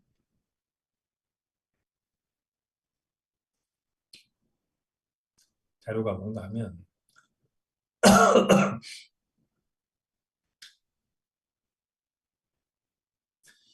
얘인데, 페이지로 보면 한 3페이지 정도 되는 자료입니다. 3페이지 정도 되는 자료고, 그림 한 점 없이 저 자료가 이제 월스트리트 저널에 기고문으로 올라왔는데, 그래서 어떻게 이제 미국이 이제 이 재정적자라는 문제를 해결할 거냐라는 거고요. 그래서 얘를 이제 챗GPT를 돌려서 챗GPT한테 요약해주고 그렇게 하면 요약을 이렇게 합니다. 미국 경제는 되게 낙관적이다. 미국 경제는 성장 잠재력이 크고 세계 주요 투자자와 지도자들이 긍정적으로 평가를 하고 있다. 근데 미국이 문제가 된 게 딱 하나인데 이 국가 부채가 문제가 되고 있다. 현재 만약 국가 부채가 문제가 아니라고 생각을 한다면 현재 미국은 아무런 걱정이 없는 그런 상태라는 거예요. 그런 상태. 근데 이제 국가가 엄청 부채를 쓰는 것이 문제인데 35년 만에 총 부채가 상당히 크게 증가됐고 2030년도까지 부채 상환 부담이 급격히 증가하면서 세입보다 지출이 훨씬 더 많아질 상태다. 그래서 현재도 되게 나쁜 상태가 되는데 이거보다 더 나빠질 가능성이 존재한다는 거예요. 왜? 트럼프가 당선이 됐으니까. 그런데 이 부분에 대한 얘기는 이렇게 재정 적자가 나기 시작을 하면 중산층에서 임금 성장도 둔화될 가능성이 더 높고 취업 기회도 감소하고 주택담보대출 비용도 증가될 거다. 왜 그런가 하면 모든 금리라고 얘기를 하는 건 이제 국채금리 플러스 알파로 일어나는 거잖아요. 근데 국채금리가 상승한다고 생각하면 플러스 알파가 아무리 줄어든다 한다 하더라도 전체적으로 금리는 올라가는 거죠. 그래서 우리 입장에서 생각하면 하이드 이펙티브 일드가 하이드 스프레드가 떨어진다고 한다 하더라도 RF가 커진다고 생각하면 얘가 줄어들어도 얘가 늘어나기 시작하면 결국 얘는 늘어나는 거죠. 그럼 그건 전체적으로 이제 금리에 대한 부담이 되는 거고. 근데 솔루션 중에 하나가 뭔가 하면 성장을 통해서 해결하는 방법이 있다는 거예요. 빚을 많이 지면 어때? 돈 더 많이 벌면 되지. 그건 똑같은 겁니다. 그래서 가게가 되든 기업이 되든 돈을 많이 벌면 된다는 거예요. 해결 가능하다. 경제 성장률을 실질 경제 성장을 기준으로 3%를 달성시킨다고 생각하면 이게 가능하다는 겁니다. 3%를 달성시키면 이게 가능하다. 근데 현재 미국은 어마어마하게 많은 돈들이 돌아다니고 있기 때문에 다른 나라들하고 다르게 투자를 유치를 하면 되는데 투자를 유치를 했을 때 여기는 이제 되게 훌륭한 지도자들이 되게 많이 있죠. 그래서 이제 미국이라는 나라는 거기 가보면 앨런 머스크도 있고 그 미국 가보면 이제 그 샘 올트만 같은 사람들도 있고 그다음에 그 말고도 이제 뭐 그 엄청나게 많은 미국에 이제 있는 이제 그 기업 지도자들이 존재하는 거죠. 그렇게 존재를 하고 있으니까 부채를 많이 일으킨다 하더라도 성장을 높인다고 생각을 하면 문제가 해결되지 않냐. 근데 성장을 도대체 그럼 어디로 할 건데 해야 될 거는 현재 인프라 투자하면 되지 않냐. 19세기에 철도를 통해서 미국이 성장을 했고 고속도로를 깔아서 성장을 했던 것처럼 이제는 데이터 센터 같은 거 열심히 짓고 AI를 위해서 데이터 센터 같은 거 열심히 짓고 하면 해결되지 않겠냐. 여기 이제 이제 이 데이터 센터 같은 걸 열심히 지어서 인프라 투자를 한다면 해결할 수 있어. 이것이 이제 이 월세 전화에 올라오는 그 기사의 특징입니다. 그다음에 그렇게 해서 인프라를 구축하게 되면 고소득 일자리를 창출할 수 있고, 그러니까 결국은 뭐인가 하면 투자를 늘려서 결국은 다시 소득을 늘리고, 소득을 늘려서 다시 소비를 늘리고, 그렇게 해서 이제 이것이 여기서 뭐가 발생한가 하면 세수가 발생하고, 여기서 뭐가 발생한가 하면 세수가 발생하는 거죠. 그러면 T보다 G가 더 큰 상태가 만들어지는데 T를 더 키워서 그렇게 해서 이제 해결할 수 있다는 거예요. 그래서 고소득 일자리를 만들 수 있다. 그 다음에 여기는 정책적 지원이 필요한데 최근에 전력 수요가 되게 급증을 하고 있는데 이 부분에 대해서도 얼로케이션을 하면 되고 인프라 프로젝트 관련된 허가 일수 같은 것들도 줄여서 하면 된다. 미국 경제의 현재 문제는 부채가 아니라 얼마나 빨리 성장하는가에 대한 문제다라는 겁니다. 그래서 이 아티클에서 이 기사에서 가장 중요하게 생각하는 것은 미국의 부채 문제를 해결하는 방법은 뭐 있는가 하면 성장을 더 빨리 하면 돼가 답이고요. 성장을 더 빨리 하는 것은 방법이 뭔데? 라고 하면 결국은 이제 그 인프라 투자를 통해서 일자리를 창출하면 된다가 이제 답이에요. 근데 이 글을 누가 썼냐? 이제 여기까지는 그건데 이 글을 쓴 사람이 레리 핑크입니다. 레리 핑크가 뭐 하는 사람인가 하면 블랙록의 CEO예요. CEO. 그러면 그 다음 해야 되는 얘기는 뭐가 있는가 하면 이게 말이 되나 이겁니다. 이게 말이 되나? 이게 말이 되냐에 대한 얘기인데 그래서 이제 제가 그 다음에 봤던 자료가 이건데 현재 미국에서 파월이 생각을 하는 미국의 장기 경제 성장률 1.8이거든요. 이 1.8을 뭘로 만들자는 뜻인가 하면 3으로 만들자는 뜻이에요. 3으로 만들자는 뜻인데 이것에 대한 역사적인 것들이 존재를 하는데 맥킨지 리포트에 따르면 각 나라가 부채 때문에 문제가 일어난 적이 되게 많아요. 가계부채가 되든 기업부채가 되든 국가부채가 되든 그 문제가 총 몇 번이 터졌었는가 하면 32번의 위기가 있었습니다. 부채 때문에. 근데 그중에서 긴축을 통해서 해결했던 방법이 절반이에요. 50%. 긴축을 해서 국가가 긴축을 합시다. 이거에 대한 솔루션이 누구였는가 하면 한국의 IMF가 있고요. 그 다음에 유럽의 재정위기가 있어요. 유럽 재정위기. 그래서 기억을 한번 해보시면 한국 IMF는 당연히 기억이 되게 많이 나실 거고 그때는 그래서 이제 뭐 어마어마하게 많은 기업들이 이제 없어졌고요. 유럽 재정위기 때는 뭐 있었는가 하면 그리스에서 그렇게 많이 연금을 받고 살던 사람이 연금이 줄어들어서 그리스에서 이제 그 공무원으로 퇴직한 사람이 쓰레기 봉투 뭐 뒤지고 그렇게 해서 이제 인간적인 그 자존심에 상처를 받았다 해서 자살하고 막 그랬었습니다. 그렇게 해결했던 경우가 이제 50%. 하이 인플레이션을 해결하자라고 하는 건 가장 대표가 뭔가 하면 이제 구독일이 있어요. 바이마리 공화국. 그래서 어마어마한 인플레이션이 있어서 하이퍼 인플레이션이 되기 시작을 하면 아무리 많은 빚을 져도 그 돈을 더 많이 찍어버리면 되게 쉽게 해결할 수 있는 거죠. 근데 현재 이 문제 해결 못합니다. 이렇게. 왜 해결 못하는가 하면 지금 이게 환율에 영향을 받게 되는 거죠. 환율에 영향. 그게 안 되고요. 그 다음에 이제 부도 내는 방법이 있습니다. 부도 내는 방법. 현재 부도 내는 방법은 이제 이것도 이제 적합하지 않은 거고. 그럼 가장 대표적인 것은 뭐인가 하면 결국은 긴축인데 긴축 안 하고 해결했던 방법이 32번 중에서 딱 한 번이 뭔가 하면 경제 성장으로 이 문제를 해결했던 방법이 있어요. 경제 성장으로 이 문제를 해결했던 방법이 있어요. 지금 레디 핑크가 하는 얘기는 뭔가 하면 32번째 중에서 딱 한 번 있는 저걸로 해결하자는 얘기입니다. 그럼 옛날에 32번 중에서 한 번을 해결했던 그 케이스는 뭐냐 해서 맥키지 리포트를 이제 읽어보면 이건데 이거 그래서 이제 90페이지 정도 되는데 이것도 예전보다 이렇게 좀 쉬워졌죠. 그 챗GPT가 있으니까 쉬워졌는데 저걸로 이제 해석을 하면 그 해결했던 방법이 뭐인가 하면 역사적으로 부채를 줄였던 방법이 전쟁, 빠른 속도로 경제가 성장을 하게 되는데 전쟁이 있지 않습니까? 전쟁이 있는데 우리가 이제 FDR이 프랭클린 루즈벨트가 미국 경제를 갖다 해결했던 사람으로 되게 유명합니다. 뭘로 유명한가 하면 그걸로 유명하죠. 그래서 저기 뭡니까 그댐 건설한 거 그러니까 뭐 그 저기 뭐죠? 그 저기 뭐 하여튼 그거 했죠. 루즈벨트 시대에 그래서 이제 그 케인즈 정책 쓰고 뭐 이렇게 했지 않습니까? 그렇게 해서 이제 뭐 댐 건설하고 뭐 이렇게 해서 해결했던 그런 방법이 있는데 후세에 있는 사람들은 뭐라고 얘기를 하는가 하면 FDR이 미국 문제를 해결했던 가장 대표적인 방법은 뭐인가 2차 세계대전이었다는 얘기를 해요. 그래서 이제 이자로 똑같은 얘기를 하는데 FDR이 실제 재정 정책을 잘 써서 해결했던 것이 아니라 뭐인가 하면 빠른 경제 성장이 가능했는데 그게 전쟁 때문이었다는 겁니다. 전쟁. 그 다음에 1970년대, 80년대 뭐 있는가 하면 오일 붐이 한 번 있었던 거죠. 이 두 가지로 해결을 했으니까 미국 경제가 빨리 성장을 했던 방법은 하나는 전쟁이고 하나는 원자재가 있었던 거예요. 그럼 지금은 원자재 때는 아니니까 뭔가 전쟁 같은 그런 류의 느낌으로 성장을 해야 되는 건데 과연 이것이 현재 가능한가에 대한 생각을 하나 해볼 수 있는 거고요. 그 다음에 또 다시 이제 부채 축소 문제를 해결했던 거는 뭐가 있는가 하면 샘플에서 그렇게 했던 나라가 이제 2차 세계대전 당시에 미국, 그래서 석유 이걸로 해결했던 것이 이제 하나가 있는 거예요. 하나. 그 다음에 남은 두 개 케이스는 하나는 이집트고 하나는 뭐더라? 하나는 뭔데 하여튼 그러니까 미국 같은 경우는 전쟁밖에 없었어요. 그다음 미국이 그래서 부채를 줄였던 것이 언제 있었었냐면 미국이 부채를 줄였던 거.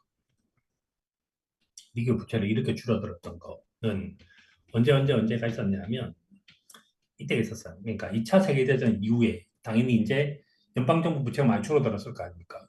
그렇게 하나가 있었고 1990년도에 뭐였는가 하면 재정 건전화를 이제 했죠. 재정 건전화. 이때 대통령이 누구였는가 하면 빌 클린턴입니다. 빌 클린턴. 연방정부 이제 재정의 균형을 만들었고 이때가 이제 세수는 늘었고 세출은 줄었던 그런 것이 있죠. 그다음에 글로벌 금융위기 이후에 다시 부채를 줄였던 적이 있었었고요. 그래서 결국은 현재 상태는 뭐인가 하면 이 세 가지 중에서 하나라 야 되는데 현재 2번은 아닌 거고 3번도 아니죠. 3번도 아니니까 현재 경제를 살리는 방법은 전쟁 직후에 만들어졌던 그러한 정도 좀이 돼야 된다는 얘기고요. 그다음에 부채를 줄이는 방법이 현재 여러 가지 것들이 존재를 하는데 현재까지 경제 성장을 통해 줄였던 케이스가 세 가지가 있는데 하나는 미국이고 하나는 이집트, 하나는 나이지리아 이렇게 해서 총 세 가지 경우가 있었던 거예요. 그래서 미국 경제를 3% 성장을 시켜서 이 부채 문제를 해결하자라고 얘기를 하는 것은 아무리 봐도 너무 아이디얼해요. 그리고 그 가능성은 되게 낮다는 거죠. 그러면 이것을 모르지는 않을 거고 미국에 있는 누군가가 이 얘기를 한다면 현재 정책에서 얘기를 하고 있는 것 중에서 정책에서 얘기를 하고 있는 것 중에서 미국 대선 이후에 만들어질 정책 중에서 어, 정책 이후에 만들어질 미국 대선 이후에 만들어질 경부 정책 중에서 현재 공화당의 스피릿이 현재 재정을 갖다가 확대시킨다라고 얘기를 하는 것은 이건 너무 가능성이 낮지 않을까라는 생각을 저는 좀 하긴 해요. 이렇게. 그래서 결국은 이제 법인세를 줄이는 방법 같은 것들도 뭔가 다른 거랑 결합을 해서 해야 되는 거지. 법인세만 줄인다. 뭐 이렇게 하는 건 이제 말이 안 돼서 이 재정 건전성을 과연 더 악화시킬 수 있냐. 저 재정 건전성 때문에 국채를 계속적으로 발행을 하고 채권 시장에 대해서 되게 공급은 계속 늘어나고 채권 사주겠다는 수요는 줄고 과연 이것이 가능한가에 대한 고민을 여전히 계속하게 돼요. 그래서 아무리 봐도 실현 가능성이 너무 낮아서 지속 가능성이 되게 낮다는 거고 이 지속 가능성에 대한 얘기를 이번에 파월도 되게 많이 지적을 합니다. 그래서 이제 그 얘기를 좀 해보면 될 것 같아요. 그래서 현재 제일 좀 중요하다고 생각을 하는 채권 투자하는 사람들 입장에서 제일 중요하다고 생각하는 것이 재정 건전성에 대한 얘기인데 그게 현재 가능성이 그렇게 높지 않다 정도 정도로 저는 코멘트 하겠습니다. 그럼 오늘 FMC인데 FMC는 스테이트먼트는 별로 할 게 별로 없는 것 같고요. 제일 중요한 얘기는 이제 오늘 기자회견 관련된 내용들만 좀 얘기를 하면 될 것 같은데 기자회견 이 파트만 얘기할게요. 어, 현재 경제에 대한 진단을 보면 뭐가 있는가 하면 경제는 강세를 보이고 있고 노동시장도 여전히 견고하다. 그래서 여전히 경제는 괜찮은 상태다라는 거고요. 물가는 이제 2.1%까지 돌았다고 하는 거니까 PC 지수를 기준으로 한 거고 FMC는 금리를 25bp 떨어뜨려서 베이비 스텝으로 떨어뜨린 거고요. 그러니까 지난번에 50 떨어뜨리고 이번에 25 떨어뜨렸으니까 긴축의 속도를 이렇게 내는 거죠. 이렇게 내는 거고요. 그 다음에 현재 상태는 보면 뭐가 있는가 하면 3분기 경제 성장률도 2.8% 나왔고 2분기와 비슷하다. 그래서 2분기보다 떨어졌다. 이렇게 얘기하는 것보다 2분기와 비슷하다라고 얘기하는 게 좀 맞는 것 같아요. 그래서 경제는 아까 말씀드린 것처럼 현재 뭐 약간 멈춰있다 이렇게 말하는 게 좀 맞는 것 같아요. 그래서 그 정도 좀 내는 거고 소비는 견고하고 그 다음에 투자도 여전히 강화되고 있다. 아까 말씀드린 것처럼 현재 지표는 이 상태인 거죠. 소비는 강화되고 있고 얘도 이제 강건하다. 그다음에 노동시장에서는 월 평균 10만 4천 개의 신규 고용이 발생을 했는데 허리케인과 노동 파업이 아니었다고 생각을 하면 영향이 없었으면 다소 높은 수치였을 것이다. 그래서 현재는 현재는 고용 지표가 이제 고용 지표가 이거 또 숫자 잊어버렸 아니죠.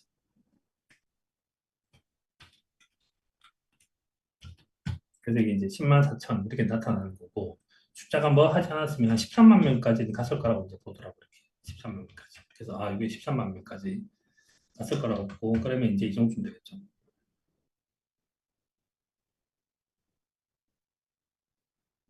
이 정도면 되겠죠. 그래서 하여튼 실제 숫자는 이렇게 나왔고, 그래서 그 노동 파업하고 허리케인 때문에 그랬고, 근데 여하튼 이것도 뭐 뭐가 있니까 줄고 있긴 있는 거니까 현재는 강건한 정도쯤 되는 거고, 그래서 과열해서 진정되었지만 견고하다 이 정도 맞는 것 같아요. 그다음 실업률이 4.1%로 여전히 낮은 수준을 유지하고 있고, 그다음에 이제 그 노동 지표들은 레스 타이트고, 그다음에 중요한 얘기 같아요. 노동 시장은 현재 인플레이션의 원천이 아니다. 이런 얘기 되게 중요한 얘기죠. 그래서 현재는 노동시장 때문에 물가가 올라갈 가능성은 없다는 겁니다. 올라갈 가능성은 없다. 올라갈 가능성은 난 없다고 생각한다. 그다음에 경제와 노동시장의 강세를 유지하고 인플레이션 완화되고 있다. 이 상태는 이제 뭐가 있는가 하면 굳이 요것만 얘기하자면 골디락스 상황이죠. 경제는 강하고 물가는 떨어지고 있는 그런 상황이다. 요 반대가 지금 이제 뭔가 하면 경제는 나빠지고 물가는 올라가는데 스태그플레이션에 대한 걱정이 있는 거. 그다음에 우리는 사전에 정해진 경로를 따르지 않고 회의마다 결정을 내릴 거다. 똑같은 얘기를 계속 하고 있는 겁니다. 그다음에 정책 긴축을 더 천천히 줄일 수 있을 거다. 이렇게 떨어뜨렸고 이렇게 하고 있고 이걸 이렇게 한다든지 이렇게 하는 거죠. 그래서 천천히 줄일 수 있다. 그다음에 그런데 if 고용 시장이 나쁘거나 물가가 더 빨리 떨어진다고 생각을 하면 더 빨리 떨어뜨릴 수도 있다. 그래서 요만큼에 대한 얘기를 보면 뭐가 있는가 하면 고용 지표와 노동 물가 지표를 보고 결정하겠다는 얘기고요. 똑같은 얘기 계속하는 겁니다. 질문. 현재 내년 미국 경제에 의미 있는 영향을 미칠 정책들이 선거에 따라서 나올 것으로 예상되는 상황에서 위원회가 어떻게 그걸 반영할 거냐, 거기에 대해서 적극적이거나 뭔 것에 대해서 이제 반응을 하겠냐라고 하니까 뭐라고 하는가 하면 단기적으로 선거가 우리의 정책에 영향을 미치지 않을 것임을 말씀드리고 싶습니다. 그래서 현재 그 사람 입장에서는 루머라는 거죠. 이렇게 뉴스라기보다는 아직까지 루머 상태에 있다는 거예요. 루머 상태. 그래서 나는 그거 갖고 판단하지 않겠다. 그거 갖고 판단하지 않겠다. 그거 갖고 판단하지 않는 거고, 원칙적으로 행정부의 정책이나 의회가 제정한 정책이 시간이 지남에 따라서 영향을 미칠 거고, 그러면 그때서 모델을 포함시키겠다. 그래서 아직까지는 그냥 공약이지, 이제 이것이 팩트가 아니기 때문에 현재는 반영시킬 생각이 없다는 얘기입니다. 되게 이제 원론적인 얘기인데, 그래서 뭐 주식시장이 받고 있는 영향과 채권시장이 받고 있는 영향 이런 거랑 정책금리 그다음에 이제 정부 정책을 하는 사람에 대한 얘기는 좀 달라지겠죠. 그래서 그런 얘기를 한 거고요. 또 질문이 현재 1년 전에 그때 금리가 5%까지 갔었고 30년물 금리는 8%까지 갔고 그때 이제 당신이 뭐라 그랬는가 하면 이게 차입 비용이 되게 높으면 경제 활동에 부담이 될 수 있다. 그래서 얘는 결국은 투자를 떨어뜨릴 거다. 투자를 떨어뜨릴 거라서 결국은 경제 성장을 떨어뜨릴 거다라고 얘기를 이제 했는데 현재 미국 금리가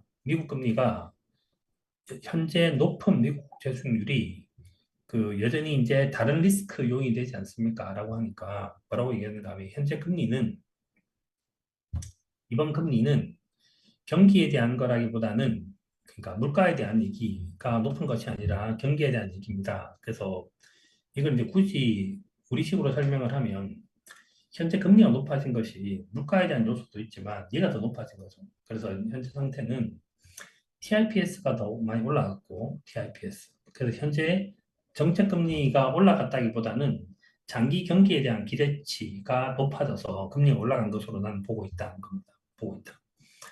그다음에 S&P 예측은 어떻습니까? 라고 하니까 그러니까 현재 우리가 9월 달에 있고 12월 달에 있고 현재 11월 달인데 현재 중간 정도쯤 되는 상황이라서 이 부분에 대해서는 언급하고 싶지 않다. 그러니까 SP를 약간 바꿀 가능성이 좀 높아지겠죠. 그래서 그거 하다. 그 다음 제가 좀 되게 놀랬던 부분은 뭔가 하면 되게 놀랬던 부분은 우리는 지난 회의 이후에 받은 데이터를 이야기를 했는데 지표는 좋게 나왔다. 그 다음에 NIP 수정은 더 강했으며 9월 지표도 강했고 10월에는 소매 판매는 되게 좋았다라고 하는데 NIP의 수정이 뭔가 하면, 제가 밑에다가 이제 주석을 달았는데, 미국에, 미국 상무부 밑에 경제 분석국이 있는데, 여기서 이 지표를 생산해 내잖아요.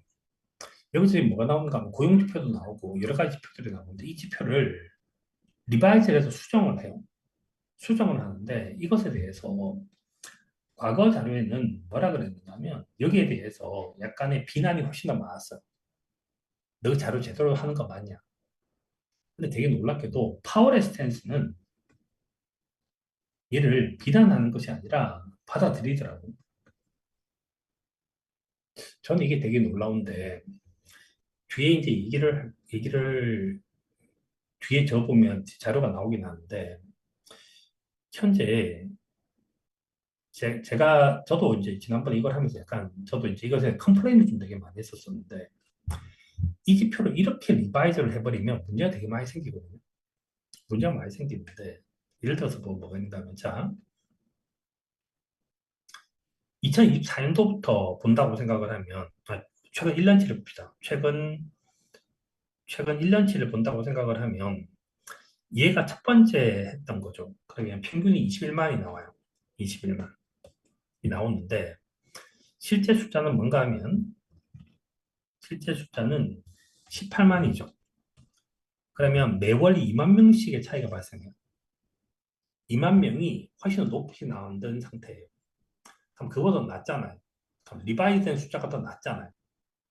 리바이즈 된 숫자가 더 낮은 상태인데, 그래서 이게 뭔가 이렇게 자꾸 리비전을 시키는데, 지난번에 GDP도 숫자 바꿨잖아요. GDP도 바꿨지 않습니까? 근데 그 부분에 대해서 파월이 뭐라고 말을 하고 있냐면, 그거 바꿨는데 그 숫자가 강하지 않았냐로 끝난 겁니다. 그 숫자가 강하지 않았냐라고 끝난 건데, 얼마나 웃긴 자료가 또 있냐 하면, 이게 이번에 나온 이제 노동부에서 나온 자료인데, 이게, 자, 자료는 11월 7일 날 나왔어요. 따끈따끈한 자료인데, 이 자료를 보면 미국의 이제 생산성에 대한 얘기를 하는데, 뭐를 했는가 하면 이걸 했어요. 그러니까 이게 골 때리는 건데, 생산성이 before, after revision. 그래서 얼마치를 수정하는가 하면 2024년도에 2021년도 자료, 2022년도 자료를 다 수정을 해요. 3년 전 자료를 다 수정하는 거예요, 지금. 2024년도에 와서 자료 어디 있는데. 이거 다 수정을 해서 뭘 했냐면, 기존 데이터는 팬데믹 때 노동 생산성이 좋아졌다가 하락을 하는 거였는데, 수정하고 보니까 더 많이 올랐고 하락 별로 안 했다. 그러니까 수정을 해보니까 더 많이 올랐고 하락을 많이 한 줄 알았는데 하락 별로 안 했다. 여전히 생산성 높다. 이거거든요. 그러니까 지금은 지표를 자꾸 바꿔요. 근데 좋은 식으로만 바꿔요. 고용지표는 옛날에 좋았고 지금 나빴으니까 옛날 자료를 그냥 그대로 보는 거고, 생산성은 더 이제 바꾼 게 더 좋았는데 좋아진 걸 반영하는 거고, GDP 바꿨는데 바꾼 자료가 좋으면 좋은 지표를 반영하는 거예요, 현재. 나쁜 지표는 반영하지 않고 되게 좋은 지표를 반영하는 상태로 가 있거든요. 그래서 근데 그 부분에 대해서 FRB의 대빵이 뭐라 그랬는가 하면, 수정된 자료를 보니까 강하던데 뭐. 그래서 수정된 자료를 문제가 있다고 판단하는 것이 아니라, 이 수정된 자료 때문에 추가적인 자료를 봐야 된다고 판단하는 것이 아니라, 수정된 자료가 강하던데 하고 끝낸 겁니다. 그래서 하여튼 이렇게 끝을 냈어요. 그래서 현재 수정에서 그러한 느낌이 있으면, 그래서 긍정적으로 난 생각을 하고 있어 가 나온 거예요. 그래서 이 자료가 저한테는 나름대로 약간 충격이라고 좀 생각하긴 해요. 그 다음에 이제 12월 달 자료를 더 봐야 될 것 같아 하는 얘기까지 한 거고, 그 다음에 2025년도, 25년도 금리 4번 떨어뜨릴 건데 어떻게 생각하세요? 라고 얘기를 하니까, 그 부분에 대해서는 뭐 이제 아직까지 업데이트가 안 됐다는 거예요. 그래서 아직까지 업데이트가 안 됐다 정도쯤이고, 개인적으로 어떻게 생각하십니까? 라고 얘기를 하는 거고, 개인적으로. 말할 수 없다. 끝난 거고. 그 다음에 이번 상명서를 보면 추가적인 진전이라는 단어가 빠져 있고, 그 다음에 더 큰 확신을 얻게 되었다는 문장이 빠져 있는데, 이때 얘기하려고 제가 이제 이거 얘기하는데, 첫 번째 제가 이걸 봤을 때는 이것 때문에 신경을 되게 많이 썼거든요. 왜 신경을 썼는가 하면, 커미티가 great confidence, 물가가 떨어질 것에 대해서 나는 확신하고 있어라는 문구를 없앤 거잖아요. 그러면 이 문구만 보면 뭐가 있는가요? 물가가 떨어진다는 것에 대한 문구가 사라졌으니까 물가가 다시 올라갈 수도 있다고 얘기를 할 수도 있고, 그러면 통화정책이 금리 인하가 아니라 금리를 동결시키거나 혹은 금리를 인상할 수도 있겠냐는 생각이 들 수도 있고, 그 다음에 요게 이제 할 수도 있고, 그 다음에 앞에도 위에도 뭐가 있는가 하면 물가가 확실한 진보를 further progress를 보이고 있다. 이 문구도 사라진 거예요. 그래서 이 두 개 문구 때문에 뭔가 되게 찜찜했었는데, 파월은 그것에 대해서 뭐라고 얘기를 했는가 하면 별 의미 없다는 거를 한 거예요. 별 의미 없다. 그래서 그렇지 않다. 그래서 그렇지 않다. 그래서 further progress라는 단어가 빠졌고, 그 다음에 이제 더 큰 확신하는 부분에 대해서 문장을 뺐는데 그 왜 그렇습니까? 라고 하니까 그때는 그때는 이제 뭐가 있는 거 우리가 테스트를 하는 그런 상황이었고, 이제 그 테스트를 제거했다는 뜻이다. 그래서 큰 의미를 부여하지 않는다라는 겁니다. 큰 의미 부여하지 않는다. 중요한 얘기는 그럼에도 불구하고 우리는 2% 내로 내려가는 지속 가능한 경로, 지속 가능이라는 단어를 되게 많이 써요. 지속 가능한 경로를 갖고 있다는 확신을 갖고 있다. 이 말은 무슨 뜻인가? 물가 떨어진다는 뜻입니다. 그 말은 뭔가 하면 현재 금리 정책을 떨어뜨리는 거를 하고 있지 여기서 올릴 가능성은 없다. 정도쯤으로 이제 판단이 돼요. 그리고 성명서에 나온 것에 대해서 나는 그런 뜻으로 한 게 아닌데 네가 그렇게 해석을 할 수 있는데 나는 그런 뜻이 아니었어 정도쯤에 얘기한 겁니다. 그 다음에 아까 어떤 사람이 질문한 것에 대해서 당신이 뭐라고 대답하는가 하면 현재 금리가 높은 것은 더 높은 경제 성장에 대한 기여인데 더 높은 경제 성장의 기여. 근데 이건 어떻게 생각하냐? 높은 재정 적자에 대해서 어떻게 생각하냐? 언급하지 않겠다. 언급하지 않겠다. 그래서 현재 트럼프가 당선됐고 재정 적자에 대해서 는 언급하지 않겠다. 이 아저씨 엄청 손을 많이 껐어 이번에. 통화정책은 통화정책, 재정정책은 재정정책. 걔는 걔가 해야 될 일을 하고 난 내가 해야 될 일을 한다. 우리는 현재 그 부분에서 말할 것이 별로 없는데 의회가 법을 바꾸고 그다음에 그러면 우리는 그 과정을 따라가고 그다음에 우리가 윤곽이 나타나기 시작하면 모델링을 할 거다. 현재는 이 과정이 안 됐기 때문에 현재 우리가 건드리지 않는다는 거예요. 그래서 법이 통과되고 모델이 만들어지고 다른 요인들하고 같이 결합을 해서 하는 그런 것이 있어야 되는데 현재 그렇지 않다. 그래서 이제 이번에 통화정책은 재정정책에 대한 거, 트럼프의 당선과 관련된 부분들 전혀 반영하지 않는다. 그래서 생각보다 시간 많이 걸릴 거다. 시간이 많이 걸릴 거다. 그래서 먼 걸 얘기하고 있고요.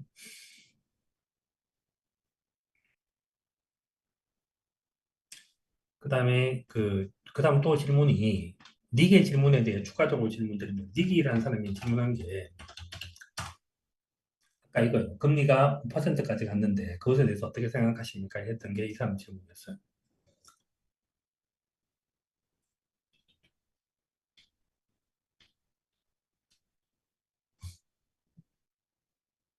현재 금리가 경제 제약을 가함으로써 정책 방향에 반하는 것으로 보고 있습니까? 안 그러면 이제 그 금리를 그대로 받아들이거나 연준이 덜 개입해야 한다는 신호를 받아들입니까? 단기금리인 정책금리와 현재 장기금리인 시장금리가 현재 반대로 가고 있는데 그것에 대해서 당신이 개입할 생각이 없습니까? 혹은 그냥 그걸 받아들일 겁니까? 라고 얘기하니까 이것도 되게 재밌는 질문이었어요. 10년 만기 국채 금리가 5%일 때 사람들의 어떤 의사결정을 내렸는데 3주 후에는 금리가 4.5까지 떨어지는 걸 보지 않았냐. 보지 않았냐. 그래서 장기 금리는 변동성이 되게 심하다는 얘기를 하는 것 같아요. 변동성이 심하다. 그래서 최근에 금리는 9월, 10월부터 시작해서 금리가 지금 이제 거의 80bp 가까이 올랐죠. 현재. 이렇게. 그래서 이제 금리 변동성이 되게 심한 그런 상태고 중요한 거는 지속적인 금융 여건의 변화다. 이렇게. 그래서 지속될지 알 수 없다. 그래서 현재 장기금리가 높아지는 것에 대해서 우리는 지속 가능하다고 생각하지 않기 때문에 그냥 지켜만 보고 있다는 뜻입니다. 지켜만 보고 있다. 그거 갖고 의사결정하지 않는다. 그래서 그거 갖고 뭐 개입하거나 이렇게 할 생각이 없다는 것 같아요. 그 다음에 최근에 이제 다시 리바이스 한 걸 보면, 수정한 걸 보면 뭔가 되게 좋은 자료가 나오고 있다. 좋은 자료가. 그래서 이런 상황에서도 금리를 떨어뜨려야 될 이유가 있냐? 나 금리를 떨어뜨려야 될 이유가 있다. 왜냐하면 정책은 여전히 긴축적이라고 생각한다. 정책이 여전히 긴축적이라는 말은 무엇인가 하면 현재 정책 금리를 생각하면 계산 안 했네. 현재 금리가 25bp를 떨어뜨렸으니까 4.6이요. 현재 정책 금리를 떨어뜨린 것까지 반영하면 이게 이렇게 되는 거죠. 그러면 이 숫자가 이제 높은 수준이 있고, 여전히 높은 수준. 그래서 정책은 여전히 긴축적이라는 거예요. 얼마나 긴축적인가를 말은 할 수 없지만, 여전히 긴축적이라고 나는 생각을 한다. 그 말은 무엇인가 하면 여전히 금리를 떨어뜨렸다는 얘기하는 거고요. 물가는 지속 가능한, 이번에 서스테이너블에 대한 얘기를 되게 많이 해요. 지속 가능한 수준에 있다고 생각을 한다. 그래서 그 이유에 대한 얘기가 뒤에 나옵니다. 음. 그래서 물가가 그 PC는 2.1이고 핵심은 2.7인데 이 숫자도 되게 재밌어요. 그래서 2.6을 예상했는데 2.7이 나왔거든요. 근데 실제 숫자는 2.65예요.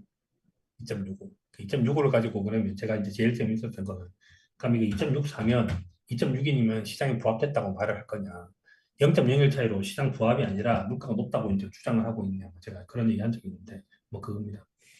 그 다음에 현재 상태를 본다고 하면 연말로 가면 약간 올라갈 가능성이 높고 1월 달이 되면 다시 떨어질 가능성이 높다. 그래서 뭐 계산 방식 때문에 그렇다라는 얘기고요. 근데 확실한 거는 전반적으로 개선되고 있다. 왜 그런가 하면 현재 물가가 높다고 생각한 건 주택 서비스밖에 없는데 주택 서비스를 분리를 시켜보면 시장 임대료 떨어지고 있고 신규 계약 떨어지고 있는데 기존 임대료가 시간이 걸리고 있을 뿐이다. 그래서 이걸 생각을 하면 결국은 방향을 생각을 하면 떨어질 거다. 얘는 기간에 따라 다른 거지만 전체적으로 내용을 분석을 좀 깊이 있게 해보면 결국 떨어질 거다. 노동시장도 현재 인플레이션 압력이 원천이 아니다. 원천이 아니다. 그래서 떨어질 거다. 그래서 이 패턴을 크게 바꾸진 않을 거다. 그래서 물가는 지속 가능하게 떨어지고 있다는 얘기를 하는 거고요. 빨리 떨어뜨리려고 하십니까? 그러면 천천히 떨어뜨리려고 하십니까? 빨리 떨어뜨리려고 하십니까? 그럼 천천히 떨어뜨리려고 하십니까? 현재는 신중하고 인내심 있게, 그러니까 천천히 떨어뜨릴 가능성이 높은 거겠죠. 그래서 12월 달에도 25bp 떨어뜨리겠다, 뭐 이런 얘기를 하는 것은 현재 상태가 천천히 떨어뜨리겠다고 얘기를 하는 겁니다. 그래서 지난 9월 달에 이제 50bp 떨어뜨렸던 것이 되게 이제 전 도비시하다고 생각했던 이유는 그런 거죠. 그래서 이 사람의 스탠스에 봤을 때 되게 빨리 떨어뜨린 거라고 생각해요. 그 다음에 현재 미국인들의 경제에 대해서 어떻게 생각하는지를 배운 점이 있습니까? 그래서 실제로 미국 사람들은 그렇게 생각하지 않는다는 얘기예요. 그래서 그, 그래서 현재가, 현재가, 음, 현재가 언제쯤 되면 당신이 고용시장이 문제가 됐다고 생각하시겠습니까? 라는 얘기고요. 그래서 했더니 그 선거에 대해서는 코멘트를 하지 않겠다는 거고 두 번째는 되게 중요한 문제인데 실업률이 여전히 낮다는 것은 놀라운 일이 아니다. 실업률이 1년 전보다 상당히 높아졌다는 것도 안다. 그러니까 실업률이 절대적으로는 되게 낮고 상대적으로는 되게 올라온 거죠. 그래서 뭐 실업률 갖고 뭐 샴의 법칙 뭐 이런 얘기도 했었었는데 근데 현재까지는 그렇게 나쁜 상황을 보지 않는다. 그래서 절대적으로 보면 그렇게 나쁘다고 생각하지 않는다. 천천히 냉각되어 오고 있다고 본다는 거고요. 그다음에 현재 상태는 정상화되고 있는 과정이라고 본다. 여전히 코로나 직후에 정상화된 상황이라고 본다. 임금이 2% 인플레이션과 일치하기에는 조금 높은 상태에 있다. 그래서 임금이 그 얼마가면 4.0 정도쯤 되는데 4.0 현재가 실업률과 시간당 평균 임금 상승률을 보면 실업률을 실업률과 시간당 임금 상승률을 보면 이렇게 이만큼 돼서 현재가 이제 4%대까지 올라선 거거든요. 4%까지 올라섰는데 예전에 파월이 3.5 정도쯤 얘기했던 걸로 기억나요. 그러니까 현재가 3.5보다 높은 상태죠. 생산성이 높은 수준에서 유지된다면 높은 임금 상승률이 유지될 수 있다. 현재 if 생산성이 높으면 productivity, 생산성이 높다고 생각하면 당연히 임금 상승률도 올라올 수 있다는 얘기예요. 올라올 수 있는데 이게 저는 약간 좀 재밌는 얘기였는데 현재 생산성에 따르면 임금 인상이 일치한다고 볼 수 있다. 이 말은 뭔가 하면 현재 생산성이 높다는 얘기예요. 근데 이 지표가 발표된 날짜에 뭐가 발표됐는가 하면 이게 발표가 됐거든요. 이게 11월 7일자 발표됐거든요. 엠바고 붙어서. 근데 이 자료를 보면 파월이 결국은 생산성이 높아졌고 그래서 아웃풋이 늘어났고 그래서 일하는 시간에 비해서 생산성이 이 폭이 더 커지기 시작을 해서 리바이즈를 해서 생산이 높아졌다. 이걸 그냥 또 받아들이는 것 같아요. GDP 리비전된 자료를 받아들이는 것처럼 받아들여서 현재 생산성을 생각하면 높다. 이게 좀 재밌는 자료고요. 두 번째는 다만 생성전 지표에 대한 일반적인 견해는 그런데 장기적 추세로 돌아가는 가능성이 높다는 거다. 지난 50년 동안 계속 그래왔다. 그러면 지난 50년 동안 그래왔으니까 1970년대부터 시작해서 2020년대까지는 계속 그래온 거거든요. 계속 그래온 거. 그러니까 이게 지금까지는 그랬던 적이 없다는 거예요. 그랬던 적이 없다. 그런데 또 이제 우리는 또 그렇게 얘기할 거 아닙니까? 현재 상태가 콘트라 테이프 파동이 움직이고 있고 인공지능과 이런 것들을 생각을 한다면 현재 가능성이 높지 않냐. 그러니까 현재 파월은 아직까지는 그럼에도 불구하고 과거 자료가 이어질 가능성이 높다고 생각한다는 것 같아요. 이렇게. 그 다음에 아까 말씀드린 것처럼 그래서 파월은 여전히 FOMC에 있는 사람들은 미국 경제 성장 1.8 정도쯤 되는 것이 장기적인 성장률이고 현재 3.0 정도쯤 나오고 이거 약간 바꿀 것 같은데 바꿀 것 같은데 어, 바꾸면 잠깐만요. 그 파일 하나 열고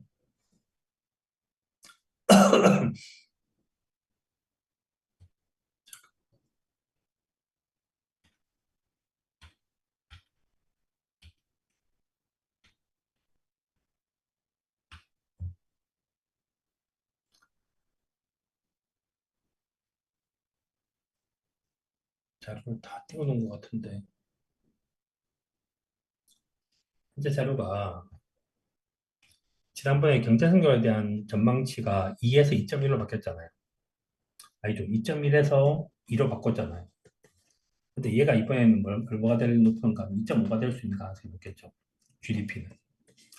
그다음 PC는 지난번에 얼마였는가 하면 2.6에서 2.3이 됐는데 이거는 현재 이미 2.1이라서 이 정도쯤 될 가능성이 높은 것 같아요. 이미 2.1이니까 현재. 그래서 이 정도쯤 되면 리바이저를 하지 않을까. 그래서 경기에 대한 기대치는 약간 올리고 물가에 대한 기대치는 약간 떨어뜨릴 가능성이 높지 않을까 생각이 듭니다. 지표를 보자면. 그래서 그렇게 할 거고.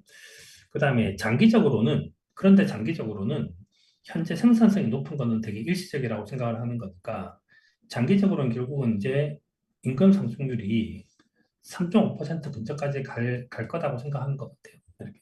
그래서 저는 이게 현재 제일 재밌는 것 같아요. 현재가 시장 상황을 볼 때 현재가 정말 현재는 그런 느낌이 들지 않습니까? 주식시장만 보고 있으면 어떤 생각이 드는가 하면 미국은 모든 문제를 해결할 수 있을 것 같고 한국에서는 전혀 답이 없는 것 같고 그래서 뭐 미국이라는 나라는 경제 성장을 3이 아니라 4도 하고 5도 할 수 있을 것 같은 그런 느낌인데 그래서 근데 그 50년 동안 했던 걸 생각을 하면 현재가 높은 숫자인데 이건 장기적으로 돌아가는 가능성이 나는 좀 높다고 생각해. 이건 이제 사이클로 보는 게 좀 높은 거겠죠. 그래서 여전히 수정된 자료를 그냥 그대로 받아들이고 있고 지난 5년 동안 너무 우리 잘했어. 너무 우리 잘했어. 라는 겁니다. 너무 우리 잘했어.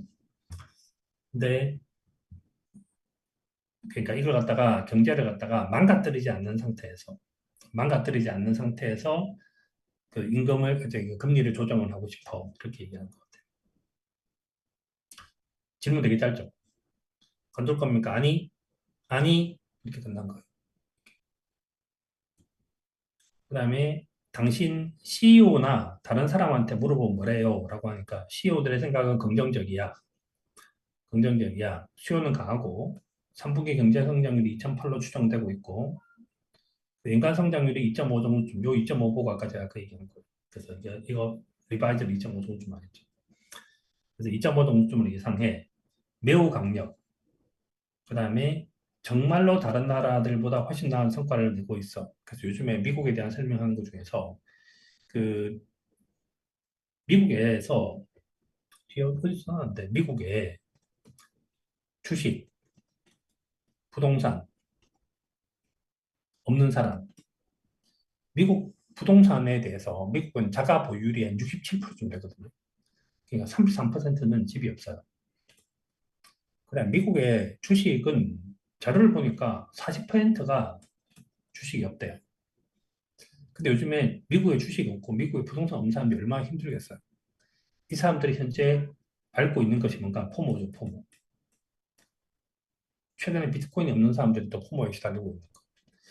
그 다음에 다른 나라 입장에 생각을 해보면 미국이 아니라 해외 입장에 생각해 미국 이외의 국가에 생각을 해보면 미국 말고 대안이 없는 거죠. There is no alternative.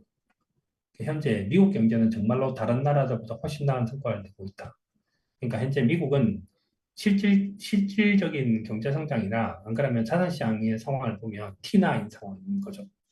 그래서 이제 유럽이라든지 이런 일본 같은 선진국이랑 비교를 해도 그렇고, 그래서 미국이라는 나라가 현재 미국을 움직이고 있는 제일 재밌는 자료인 것 같아요. 포모 티나. 그래서 그 전반적으로 좋아. 근데 리스크가 뭐가 있니? 하고 하니까 지정학적 리스크가 높아졌어. 라고 얘기하는 거고요. 그다음에 내년이 더 좋다라는 얘기들도 난 들었어. 그러니까 미국 경제에 대한 얘기는 이제 좋다는 겁니다. 그럼 또 다른 질문이 있었는데, 그린스펀과 볼커는 재정에 대해서도 소리를 냈는데, 니도 그렇게 할 거니? 라고 하니까 난 말 안 해. 현재 미국의 정책은 그런데 지속 가능한 경영이 있지 않다고 말을 할 수는 있어. 그 이 사람 되게 점잖게 말을 하는 거죠. 그래서 제가 계속 얘기하는 게 그거예요. 그러니까 이게 지속 가능한가? 이게 지속 가능한가?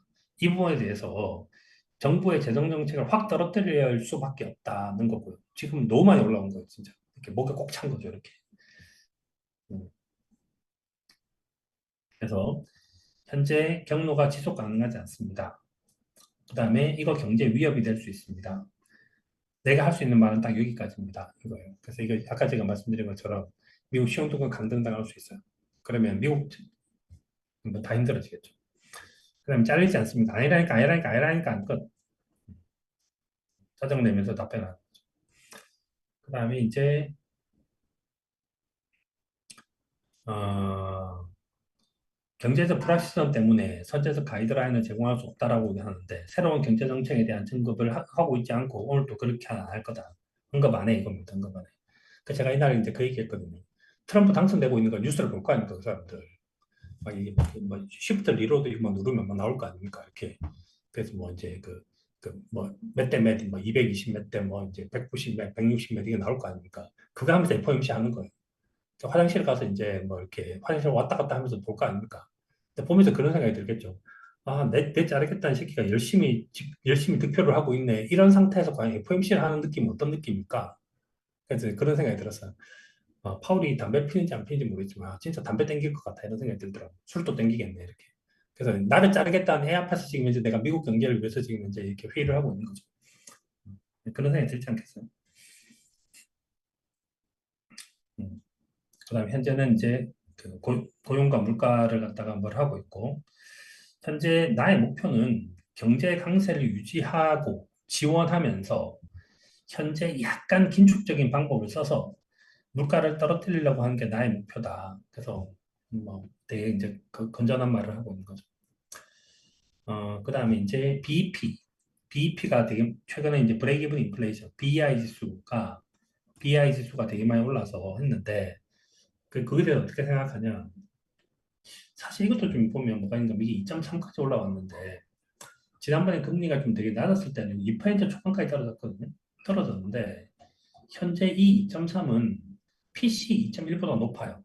높아요. 근데 뭐라고 얘기를 했는가 하면 만약에 만약에 더 높은 수준에서 고정된다고 본다면 우려한다라고 생각하거든요. 근데 현재는 우려해야 되지 않나? 이런 생각이 좀 들어요. 우려해야 되지 않나?